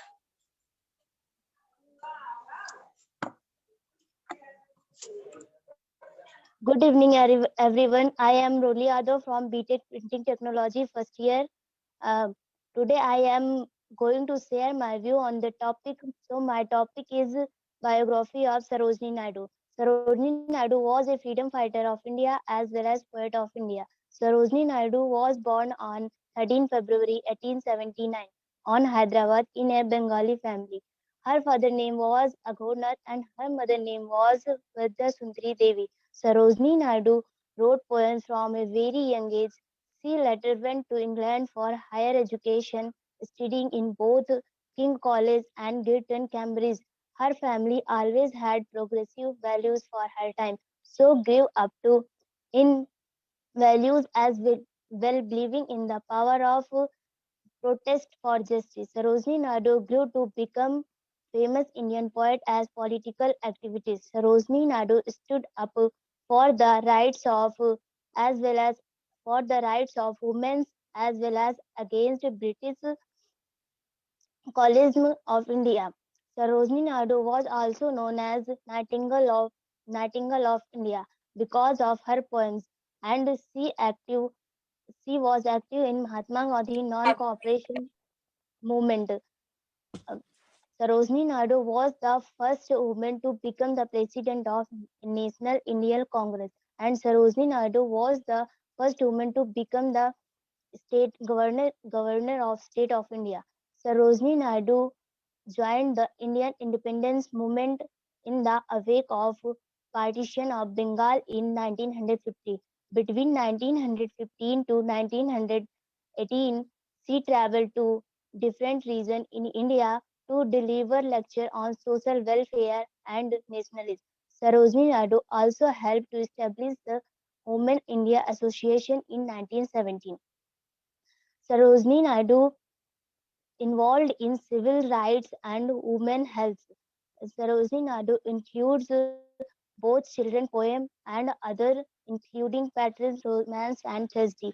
Sarojini Naidu first poem is The Golden Threshold in India.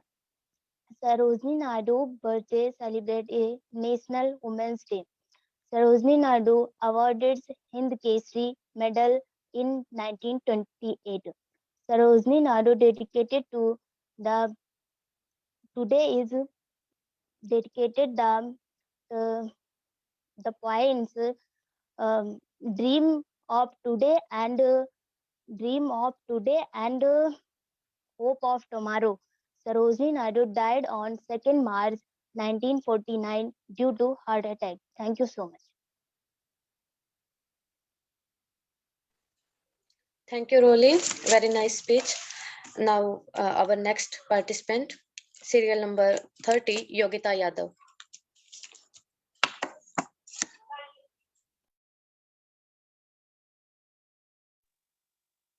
Am I audible? Yes, Yogita, you are audible and visible. Good afternoon, everyone. Well, myself, Yogita Yadav, and today my freedom fighter is Tilka Manjhi. We have known many freedom fighters and their contributions towards our country. But Manjhi was the first freedom fighter of a nation also known as Jabra Pahadia. He took up the arms against the British in 1784, which is around 100 years before Mangal Pandey has started his rebel. The name Tilka means frightening eyes and Manjhi means the leader. He fought against Britishers many fights, as Vishnu Bhai has already explained the reasons behind his fights. Disturbed by their attacks, Britishers collected came to capture him with his British army. The British army was armed with cannons and guns, while the army of Tilka Manjhi was armed with bows and arrows. But yet, Britishers faced defeated. So we can learn from that weapons are not so important, but will is more so important. He killed the Cleveland by his poisonous arrow, and after that attack, he come in the hit list of the Britishers. But at the end, Britishers army arrested him by the fraud. He has a famous लोकगीत, तुम पर कोड़ों की बरसात हुई, तुम्हें घोड़ों से बांधकर घसीटे गए, फिर भी तुम्हें मारा नहीं जा सका. तुम्हें भागलपुर में सरेआम फांसी पर लटका दिया गया, फिर भी डरते रहे जमींदार और अंग्रेज. तुम्हारी इन गुस्सैल आंखों से मार कर भी तुम्हें मारा नहीं जा सका. Famous writer Mahashita Devi has written about his life and rebel in novel in Bengali language Shalgi Daki. It was our loss that he is not known that much in our history books, but we should thank him to take the first step towards our freedom from the Britishers. Thank you. Jai Hind, Jai Bharat.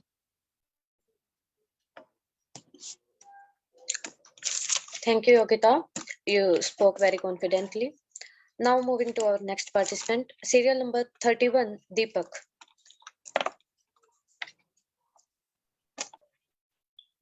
Am I audible? Yes, Deepak, you are audible and visible. Okay, so very good evening to all of you. Myself Deepak Sangwan, and I am from BTech IT first year from Guru Jambeshwar University of Science and Technology, Hisar.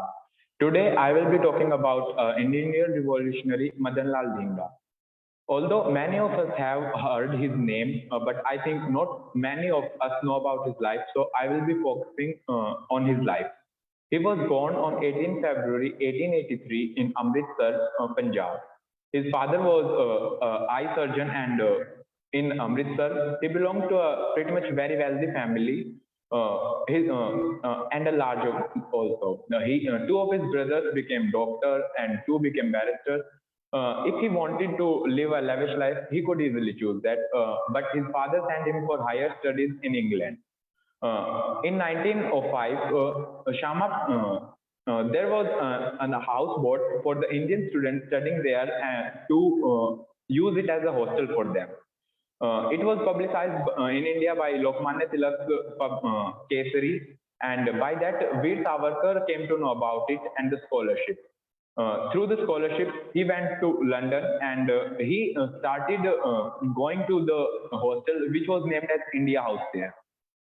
There, the talking between Indians were more easy than they were in India. So they started weekly conversations about how to continue the freedom fighting, what will be the future of India, and all of that. At that time, Madan Lal Dhingra was not that much interested in the revolution and all. So one time he came to the Indian House when such a meeting was going on. He and his friends were just having fun and kind of disturbing the meeting. Then Veer Savarkar peeped into his room and said that what is the bravery you are talking about all of the time when you can't even fight for your nation's freedom. It had a deep effect on him, and he didn't step into the India House for a very long time. But then he once went to check if Savarkar is still annoyed by him or not. But he was surprised that he behaved like nothing had happened. Then he was determined to be a part in the freedom fight for India. He made plans with Savarkar to kill Curzon Wiley, who was a British official. Many of them collected at India House on 1st July 1909, and there, after the meeting was completed, in the end, he shot him dead at very close. He was arrested there. He didn't try to escape even once, and during his sentence, he was happy to get a life imprisonment. He even thanked the judge who gave him his life sentence. So he was a very brave freedom fighter, and he contributed so much to Indian freedom fighting, not by just the thing he did. First of all, he did it at a very young age, which is very inspiring. The main impact he had was inspiring other people who inspired from them, and then took part in the freedom fighting. So I would conclude myself here. Thank you everyone for listening now. Thank you, Deepak. Very nice speech by you. Now our next participant, serial number 33, Raman Pamar.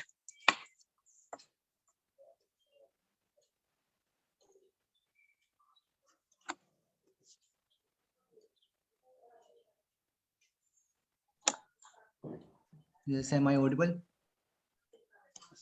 Yes, Raman, you are audible, but I think your video is not visible. Check your network connection.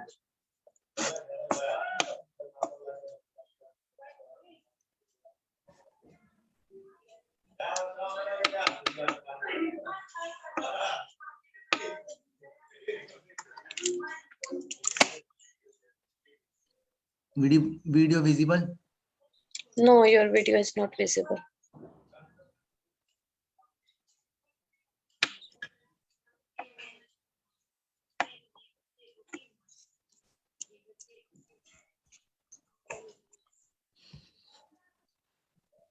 If there is any issue, you can speak later. Okay. Okay. Now calling our next participant, serial number 8, Nancy.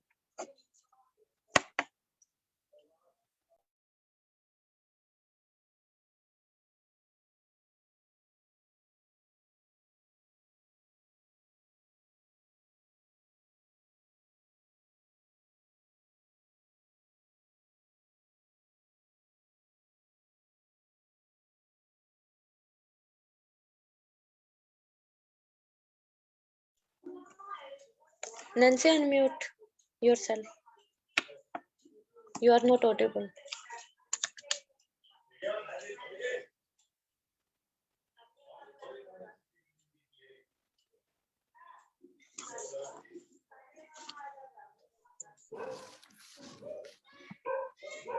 To quench my longing, I bent myself low by the streams of the spirits of peace that flow in the magical wood in the land of sleep.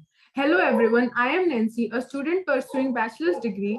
Today I am here to narrate the life story of Sarojini Naidu. We know about Gandhi, Nehru, Bhagat Singh in our study of Indian freedom struggle movement. When it comes to women, we only speak about Rani Lakshmibai's contribution to the revolution of 1857. However, other women freedom fighters amongst contributed heavily to the Indian freedom movement. Amongst the women who contributed to the independence of India, Sarojini Naidu is an underrated name.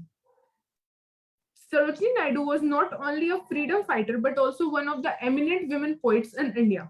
She was a child prodigy, freedom fighter, and a poet who is known as the Nightingale of India. She was the first Indian woman to become the president of Indian National Congress in 1925, and she was the first woman to become governor of Uttar Pradesh after independence, which is India's fourth largest state. In India, Women's Day is celebrated on her birthday, that is February 13th. She left us due to a cardiac arrest on March 2nd, 1949. Naidu became part of the Indian independence movement by showcasing her oratory skills. She advocated for women's rights and their empowerment. As the partition of Bengal began in 1905, she collaborated with eminent leaders from the Indian National Congress. In 1915 to 1918, she excelled in delivering her oratory skills about the social welfare of women.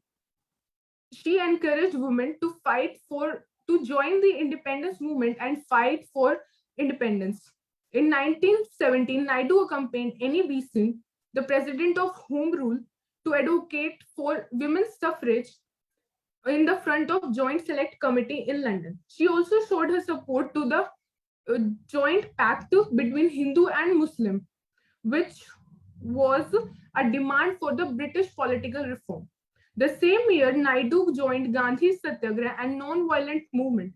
In 1919, Naidu also joined the non-cooperation movement as a part of her advocacy against British rule. She was also responsible for persuading Gandhi to let women join the Indian struggle movement. In 1931, Sarojini Naidu joined the Round Table Conference in London under the Gandhi-Irwin Pact. However, she was jailed in 1932. For her involvement in the Quit India movement, she also faced imprisonment in 1941. She is memorized as the University of Hyderabad Golden Threshold. In an asteroid 5647 is named after her. Sarojini Naidu has been one of the most prominent female literacy laureates, freedom fighter who encouraged women to participate in Indian politics. We want deeper sincerity of motive, a greater courage in speech, and earnestness in action. Thank you so much. Thank you so much, Nancy. A wonderful speech. Now calling our next participant, serial number 19, Jyoti.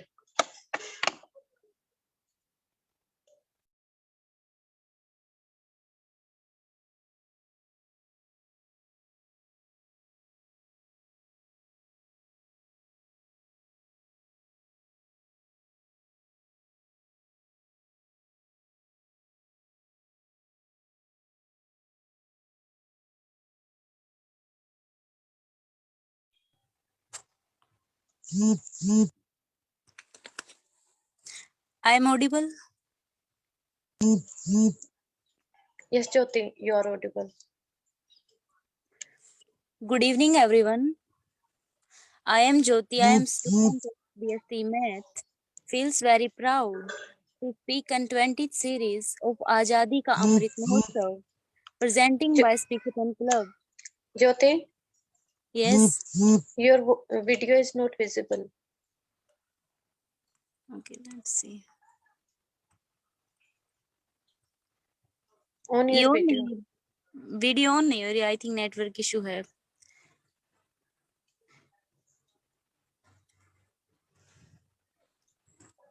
Without video, your participation will not be considered, Jyoti.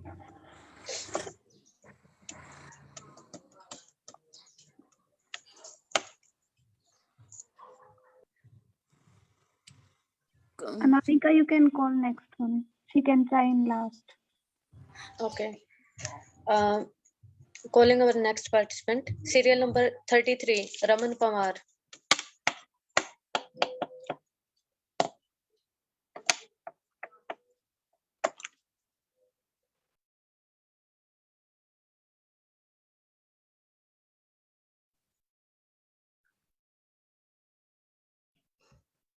Visible video. Yes, Raman, you are audible and visible. You can start. A very good afternoon to everyone. I am Raman Prawad from BTech IIT in first year from Guru Jameshwar University Hisar. Today I am here to speak on the topic freedom fighters. Today we are proud citizens of India because of various freedom fighters. So Swami Shraddhanand was one of the freedom fighters of India, a great sant, a priest, freedom fighter, and a courageous Dharma guru. So let's begin in the introductions about Swami Shraddhanand. Swami Shraddhanand was an Indian independence activist and an Arya Samaj sannyasi who propagated the teachings of Dayanand Saraswati. Swami Shraddhanand was born on 22 February 1856 in the village of Talwan in the Jalandhar district of the Punjab province of India. He was the youngest child in the family. His father's name was Sri Nanak Chand. He was in the service of East Indian Company. Swamiji was originally given the name of Brihaspati, but later he was called Munshi Ram by his father.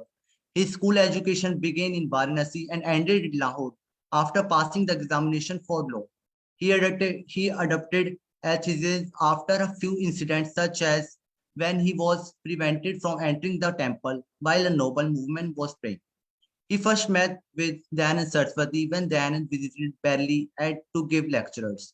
Strongly influenced by Swami Dayanand Saraswati, Swami Dayanand Ji started working for the Arya Samaj.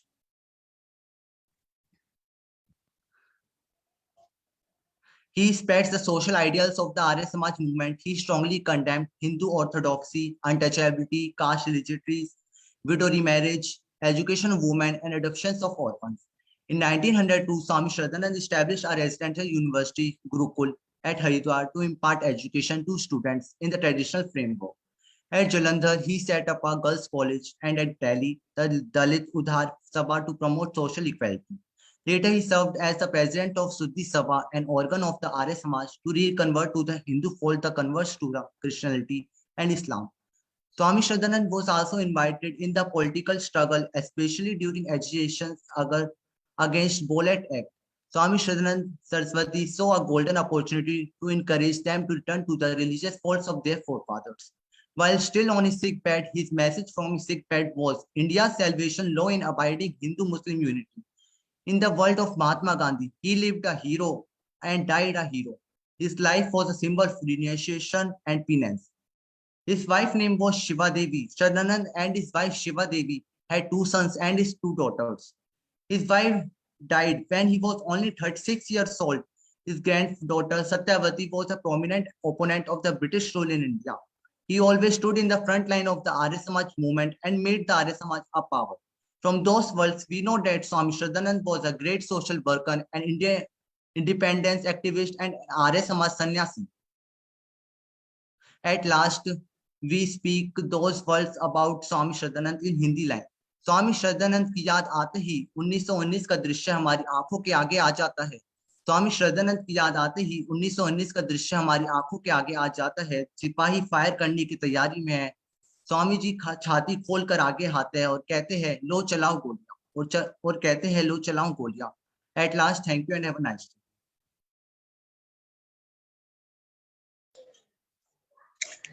Thank you, Raman. Very nice speech.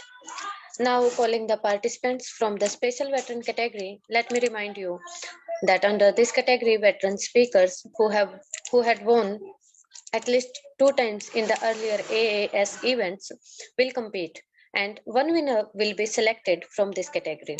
So calling out our first participant, Pooja Narwal.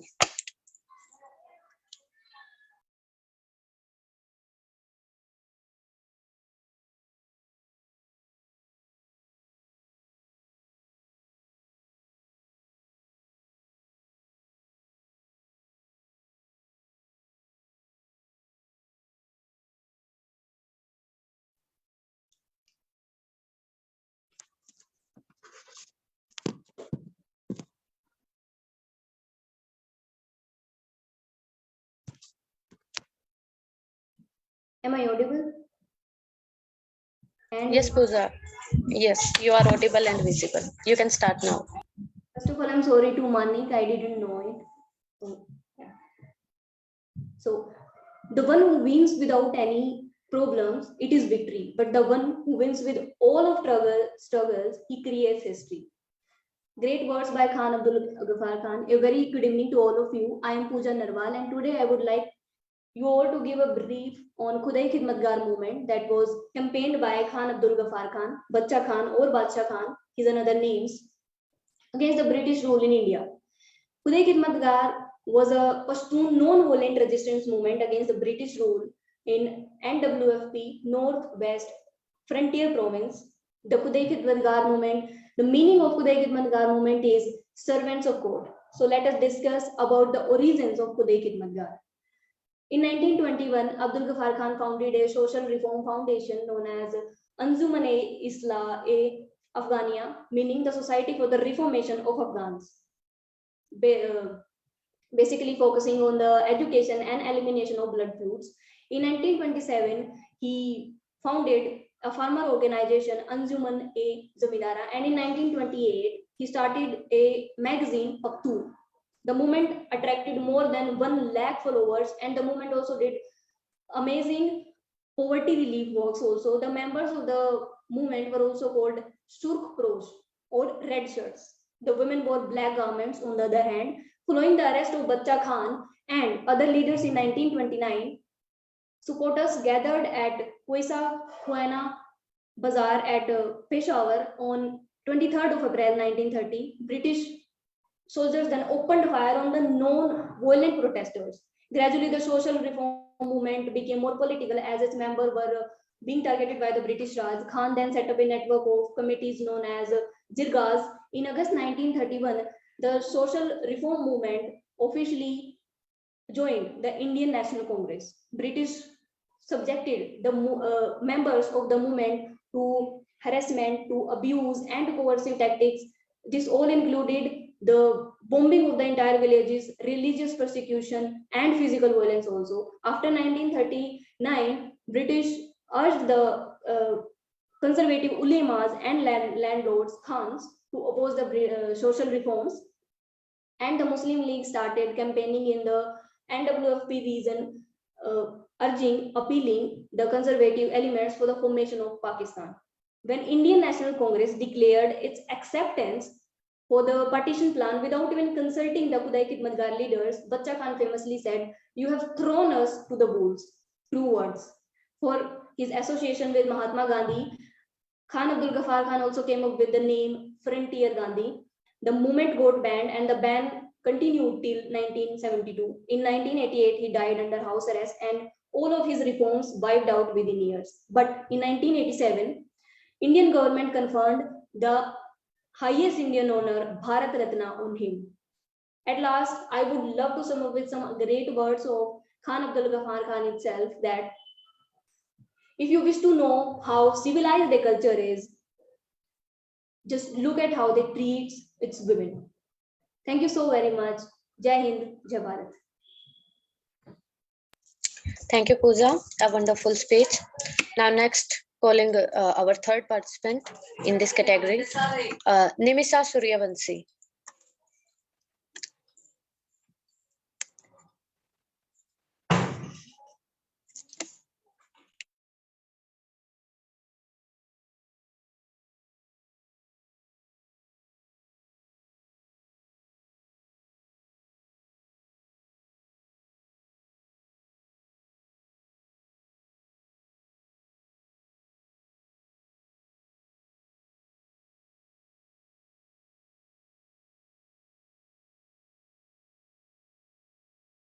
Yes, am I audible now? Yes, Nimisha, you are audible and visible. Good afternoon, everybody. Okay, may I start? Yes, you can start. Okay, thank you. Revered as Fakhre-Afghan, Khan Abdul Ghaffar Khan was a Pashtun independence activist who campaigned to end the British rule in India. And he played a leading role in organizing and mobilizing the freedom struggle in the frontier provinces. With his close associations with Gandhiji and his adherence to pacifism, he was nicknamed as Sarhadi Gandhi, as Simant Gandhi, and as Frontier Gandhi.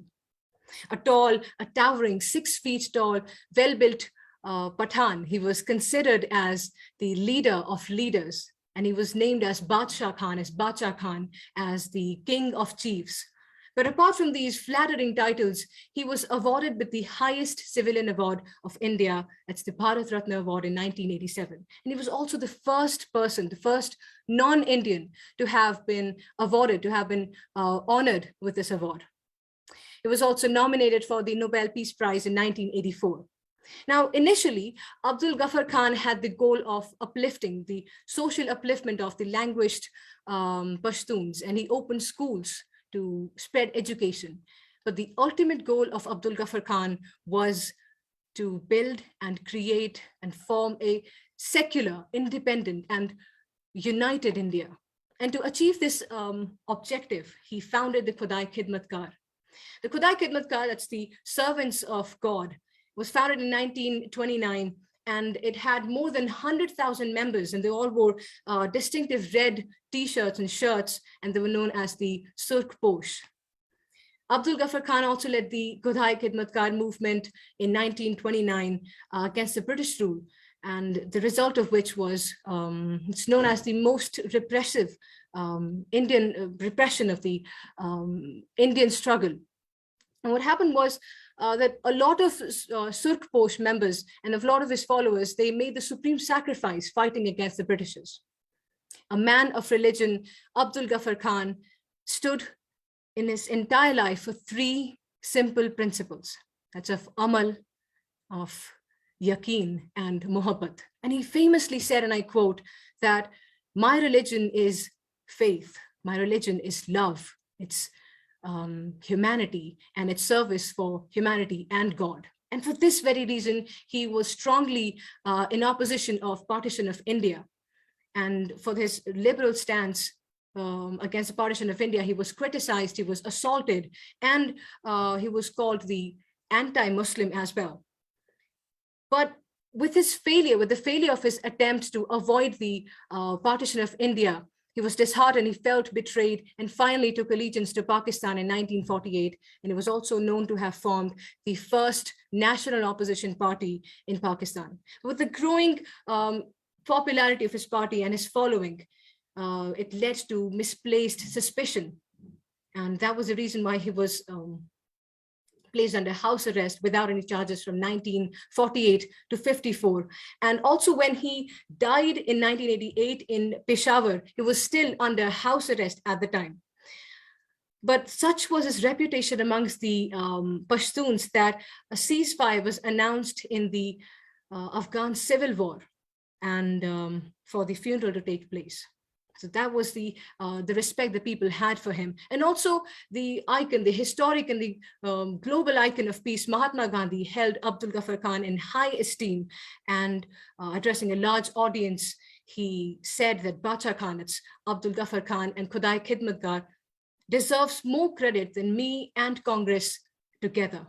And of all the leaders, of all the freedom fighters who have served arduous prison time, from Gandhiji with 5 years, Nehru of 9 years, and Nelson Mandela of 27 years in prison, Abdul Ghaffar Khan spent 37 years, a total 37 years in prison. And the saddest part is that none of us are aware of his contributions. And it's high time that we, the people who we fought for, and the world at large, we all start to recognize his contributions, his insufferable pain that he endured for the noble cause of peace till his last breath. This is Nimisha Suryanshi signing off. Thank you so much for your patience, and thank you so much for your time. Thank you, Nimisha. You gave a wonderful speech. Thank you so much. Now, moving to our next participant, Monica Sihag.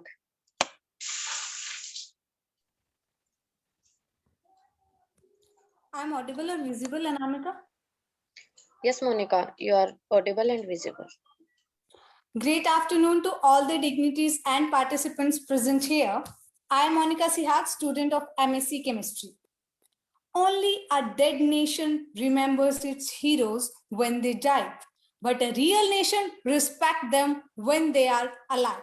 Said by Abdul Ghaffar Khan, Pashtun freedom fighter, who also known as Badshah Khan and Frontier Gandhi, an independence activist against British colonial rule in India, who was born on 6 Feb 1819 into a prosperous Muslim family.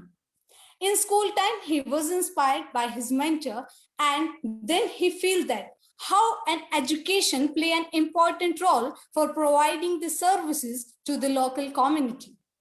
During secondary school, he declined an highly prestigious commission in Corps of Guide Regiment of British Indian Army, because there he felt that even guides, Indian officers, were still second-class citizens in their own nation. He graduated from Aligarh Muslim University, and then in 1911, he joined independence movement and became a political and spiritual leader who was known for his non-violence opposition and lifelong peacemaker. After seeing repeated failure of Indian revolts against Britishers, Khan decided that social activism and reforms would be more beneficial for ethnic Pashtuns. So in 1927, he formed an Afghan Reform Society. In 1920, and Youth Movement Assembly. In 1928, he founded a monthly political journal named as Pashtun. Later on, November 1920, Khan founded Khuda Ka Khidmat Ghar, Servant of Gods, which would strongly advocate for end of British colonial rule in India and establishment of unified, independent and secular India. Khan strongly opposed the partition of India into Hindu and Muslim division, and then support pro-union Indian National Congress and All India Azad Muslim Conference against pro-partition All India Muslim League. But when Indian National Congress unwillingly declared its acceptance of partition plan without consulting with the leaders of Servant of God movement, Khan felt deeply betrayed by both Pakistan and India and said to Gandhiji that you have thrown us to the slaves. in 1947, they formally issued Banu Resolution to British authorities, but it was refused by British government. So in response to it, he boycotted 1947 Northwest Province surrender. After partition of India on 14 August 1947, Khan decided to stay in Pakistan when it was a newly created nation. So between 1948 and 1956, he was frequently arrested by Pakistan government for his opposition to one unit program. In 1962, he was named as Amnesty International Prisoner of the Year. In 1967, he was awarded with Jawaharlal Nehru Award for International Understanding. In 1984, he was nominated for Nobel Peace Prize, and in 1987, he was awarded with India's highest civilian award, Bharat Ratna. In 1988, he died in Peshawar under house arrest from complications of stroke. And then Indian Prime Minister Rajiv Gandhi also went there to pay his tribute toward an non-violent nationalist, Abdul Ghaffar Khan, who also said that, "Don't feel bad that people will remind you only when they need you. Feel privileged that you are like a candle who comes to mind when there is darkness in their life." Thank you. Thank you, Monica. A great speech. Now moving to our next candidate, Sindhu.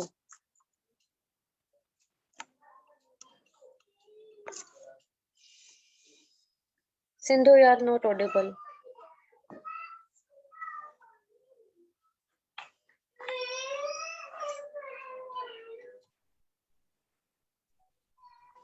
Am I audible now? Yes, you are audible and visible.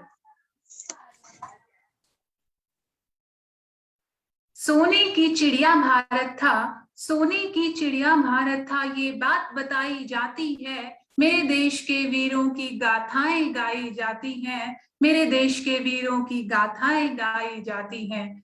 A very good evening to one and all present here. I, Sindhu, feeling extremely excited to have this opportunity to say something about the Nightingale of India. Lightly, oh lightly, we bear her alone. She sways like a flower in the wind of our song. She skims like a bird on the foam of a stream. She floats like a laugh from the lips of a dream. With these lines, let me remind you of the lady champ about whom I'm going to talk today. Every person in India has heard about Sarojini Naidu, a poet, a politician, a freedom fighter, and of course, a human rights activist. A woman with immense talent, she was known for the beauty of her voice, the magic of her personality, the gracious clarity of her heart. She was born on 13th February 1879 in a Bengali family at Hyderabad. On this day, we celebrate her birthday as National Women's Day of India. She was an Indian political activist and an important figure in India's struggle for independence. Her role in India's freedom struggle was highlighted during the Salt Satyagraha. She rose to fame as the face of women's empowerment in India. She was the first woman governor of Uttar Pradesh and the first woman to be president in India National Congress. Naidu started handling the gatherings at very young age, only to be called as Bulbul-e-Hind. Poetry came out as a strength and found its reflection in her debates and speeches. Now, let me familiarize you with a few lines spoken by Sarojini Naidu on her visit to United States in 1928. Friends, I come to you from many thousands miles away as the ambassador of a very ancient country to the youngest nation in the world. It may surprise you that a country which you often regard as conservative would have chosen a woman to be its representative and ambassador. But if you rederive the whole history of Indian civilization, you will realize that women has been the very pivot of its culture. So this was how she used to represent our nation's beauty. On 2nd March 1949, it was a black day of our country when Sarojini Naidu died at Lucknow. She lived her glorious life by her own words. As long as I have life, as long as the blood flows through this arm of mine, I shall not leave the cause of freedom. If in one word, before the signal goes up for me to stop being a cinema star, I might conclude my thoughts. Dare to be brave, my beautiful queens. Dare to believe that you can. Dare to make your dreams a reality. And of course, dare to be yourself. Thank you. Jai Hind, Jai Bharat.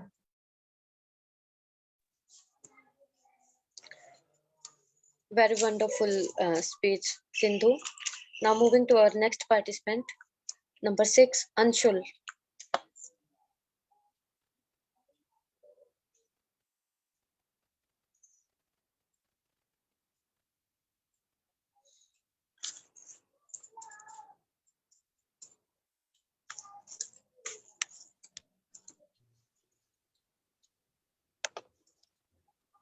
Hello, am I audible?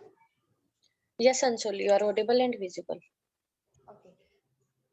Hello, a very courteous good evening to honorable judges, respected teachers, and my dear friends.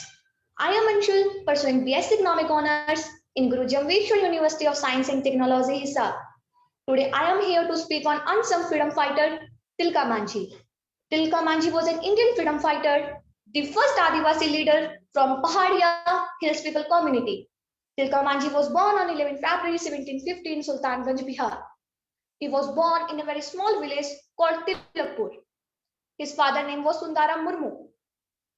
Tilka Manjhi, in Pahadian language, Tilka means a person with red eyes, and Jabla went on to become the village head. And in Pahadian community, it is customary to address the village head as Manjhi. That is how he got the name Tilka Manjhi. Tilka Manjhi lived in a shadow for a civilization and hunted wild animals. Workout wrestlings, climbing on the trees, playing with wild animals, walking in the valleys, roaming in wild forest, all were his daily routine of life. Since childhood, he had seen the tyranny of English people on his family and tribal community. Tribal peoples, children, women, and old men were all tortured by British, and they used to keep them happy in return for money. So, Tilka Manjhi used to inspire the local people in a meeting in Bhagalpur to unite by rising above caste and religion. Finally, the day came when Tilka Manjhi started a rebellion against the British. The tribal warriors led by Tilka Manjhi were heading towards the forest areas of Bhagalpur in Sultanganj. On January 13, 1784, Tilka Manjhi killed Augustus Cleveland, the magistrate of Rajmahal, with his arrows. After the news of the death of the Cleveland, the English government grew shaky. All the rulers, officers, and soldiers were enveloped in an atmosphere of fear. The year 1784 is considered as the armed rebellion against the British and was the beginning of the Pahadia. Fearless warrior who led a gallant rebellion against the East India Company entered into the Santhal region. The company forces gave a chase, but they could not catch Tilka Manjhi. So they blocked all the route, preventing any food grain reaching the mountain areas. It is said that they had tied him to 4 horses and dragged him all the way to Bhagalpur. Despite being dragged for mills, Tilka Manjhi was alive. And in the year 1975, at a very early age of 35, Tilka Manjhi was killed by hanging on a banyan tree. It is said that Tilka Manjhi sang the song Hansi Hansi Chadbo Fansi before being hanged, which became the inspiration and symbol for many upcoming movements. It is this unknown and unsung freedom fighter who blazed the path towards the freedom. To honor his memory, a statue of him was erected at the Bhagalpur court, the very spot where he was hanged.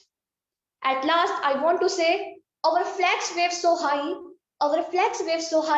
which remind the history of freedom struggles and sacrifices of our freedom fighters. The freedom that we enjoy today has taken up many lives. I feel proud of my country and happy to live in this nation. Thank you and have a nice day. Thank you so much.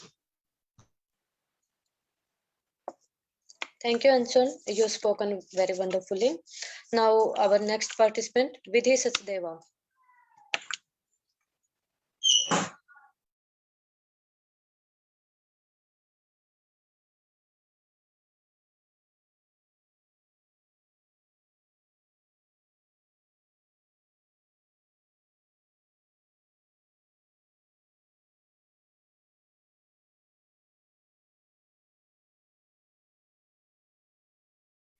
Vidhi is not present, Anamika.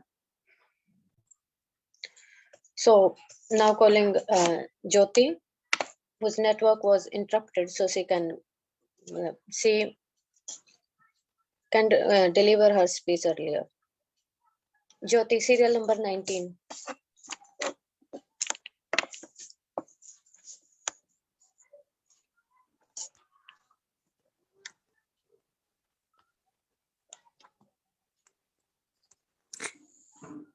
Hello everyone. Jyoti, your video is not visible. Turn on your video.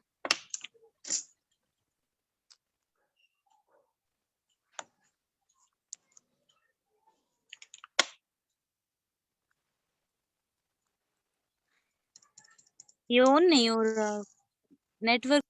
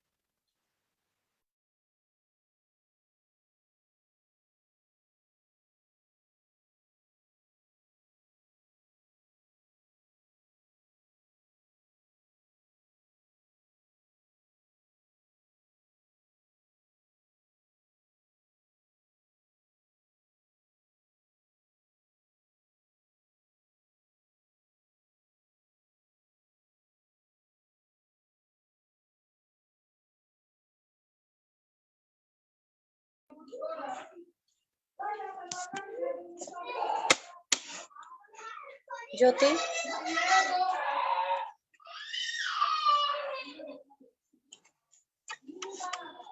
Okay, I think Jyoti is not able to deliver her speech today. So, thank you everyone. You all have delivered your views very beautifully. Now, I would like to invite Dr. Sumit Sroha, our respected judge, to share a few words with us. Please, sir.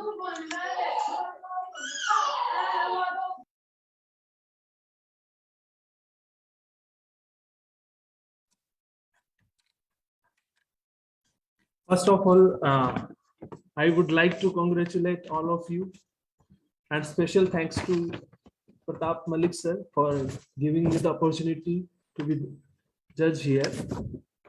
You know, this type of event really encourages the students and other participants because, you know, freedom is our necessity and it is required for each and everyone. You know, there are a number of freedom fighters. They were died for our country, our nation. And in present day scenario, I'm seeing that, you know, we are not care about all that things. So in this time of, corona pandemic, the TPO cell organized, it is 20th Speakathon program. So it is very wonderful. It was arranged in a very fruitful manner by the students as well as by the TPO cell. So with these words, I would congratulate again the TPO cell and the anchor as well as the coordinators of such events. So thank you so much for inviting me, for giving me the opportunity to be the part of this event. Thank you. Over to you. Thank you so much, sir. Thank you for giving us your precious time.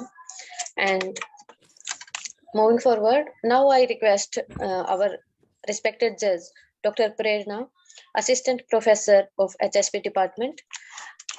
Please, ma'am, say a few words. Thank you, Anamika. Am I audible to you? Yes, ma'am, you are audible. Okay. So I would first of all like to thank Director Training and Placement, Dr. Pratap Malik sir, as well as Aditya sir. Thank you so much for this opportunity. And I would say it was a great learning experience for myself as well. Listening to all these students. First of all, a great and a big salute to all of you for participating in this event. And even I also came to know about so many of our freedom fighters, which were not mentioned in our history books as well, right? So I would say this type of events like encourages our future generations to come forward and know about those freedom fighters whose books have not been mentioned in the books, and who have played a very crucial and important role in the fights, right? So thank you so much for inviting me as a judge, and I came to know about a lot of personalities, as all of you have told about Tilka ji, Maharishi Dayanand ji, right, Sarojini Naidu. So those chapters of their life which you discussed were not earlier known to me, or I would say it was a very enriching experience for myself as well. So again, I would like to congratulate all the participants, all of you who have participated. It was a great effort from your side, and I am really happy and I appreciate all your efforts. So good luck for all of you in future. Thank you so much. Thank you so much, ma'am, for encouraging us. Now, winning is great for sure, but if you are really going to do some, the secret is to learn how to lose. Nobody goes undefeated all the time. If you can pick up after a crushing defeat and go on to win again, you are going to be a champion one day. And today we had champions who had presented their talent in front of audience. After your wonderful performances, I am sure that you all are eagerly waiting for the results. So without any further delay, I request Aditya Veer Singh sir, Assistant Director, Training and Placement Cell, to announce the result. Please, sir.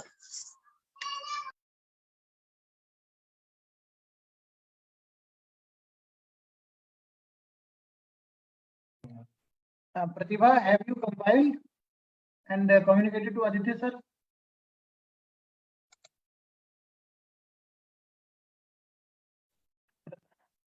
Pratibha?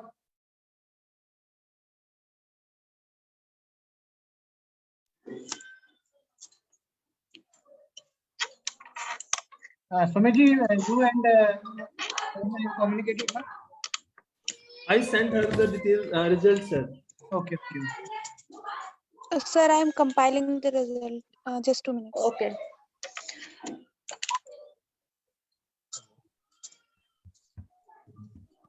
So ठीक है I think you can call Ranjit sir.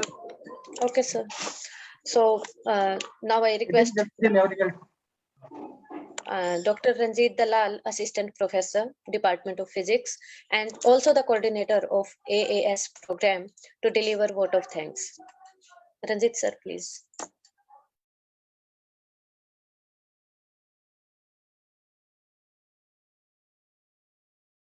Sir. Thank you, Anamika. It has been a wonderful time that we came to know about many renowned freedom fighters, and some of them are well known, but others were not so. So it was really delightful to have you all the participants into 20th event of our Azadi Amrit Mahotsav. It was a delightful experience, and I would like to congratulate and would like to convey my sincere thanks to all the participants for such a a great presentation on these freedom fighters. Particularly, I would like to share just one idea that the idea that our civilization is continuous from the eternal time onward is something that we should cherish. We should keep in your heart. It should be kept in the heart of every Indian. And we must remember that the people who has really sacrificed their everything for our freedom and for this particular idea of India.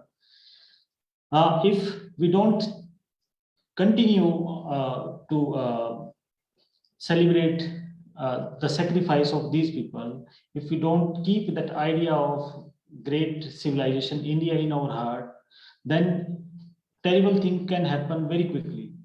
And the working area of Abdul Ghaffar Khan is also one of the example of that.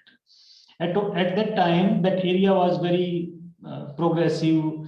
It was relatively much well known to all of the people. Hindu, Muslim were residing there very peacefully. But because of hijacking of the idea by fundamentalists, that area was destroyed very, very systematically. And now that area is something kind of epicenter of terrorism in entire world, is known as epicenter of terrorism in entire world. That is very regressive also.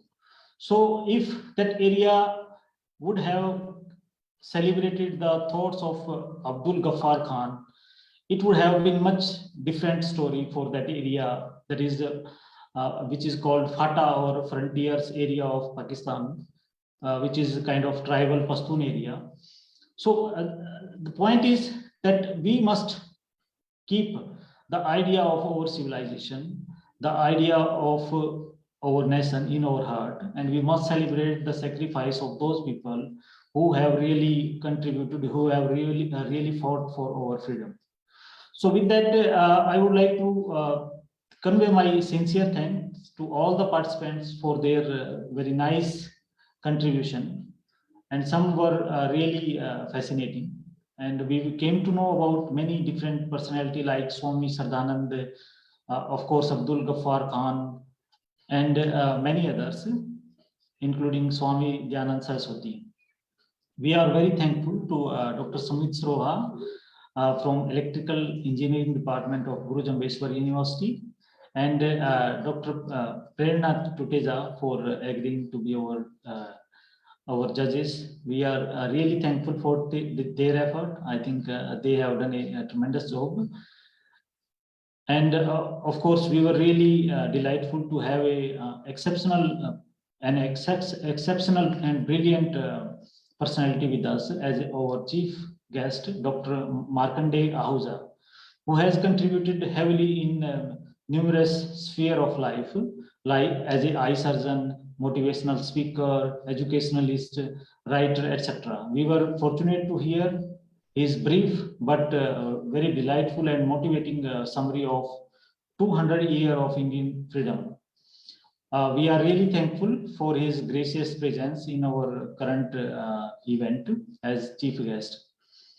And we are very thankful to Sri Pratap Malik ji, who is working as Director of Training and Placement Cell, for spearheading all the efforts for this Azadi Amrit Mahotsav series events. He helps in meticulous planning of these programs, and he always motivates us to do our best, and is always available along with Aditya ji for any sort of help if required. Anamika today have done a very good job as an anchor. Well done, Anamika, for your calmness and composed anchoring. It was really great to see you. And all other members of Speakathon Club, they have contributed in a backdoor channel Pratibha, and of course, Anamika, Raghav, Apurva, Subham, Monica, and many others. We are really thankful for their effort also. So I think it was a nice event. I would like to convey my thanks to all of you who are involved in the event. Now, Aditya. Thank you, Ranjit ji. So I have the results now. So the third position backed by Ravi. So a big round of applause for Ravi. And the second position goes to Yogita. And the first prize goes to Nishid. So a big round of applause for all the three winners. And now winner for the special category, we have Monica. Monica Sihag. A big round of applause to all the winners. Due to some other busy work I was associated with, I could not attend this program. So apologies from my side. And what I've heard from Ranjit ji and Director sir, the students have given a wonderful speech on this Azadi Amrit Mahotsav. So I congratulate all of you. Thank you very much.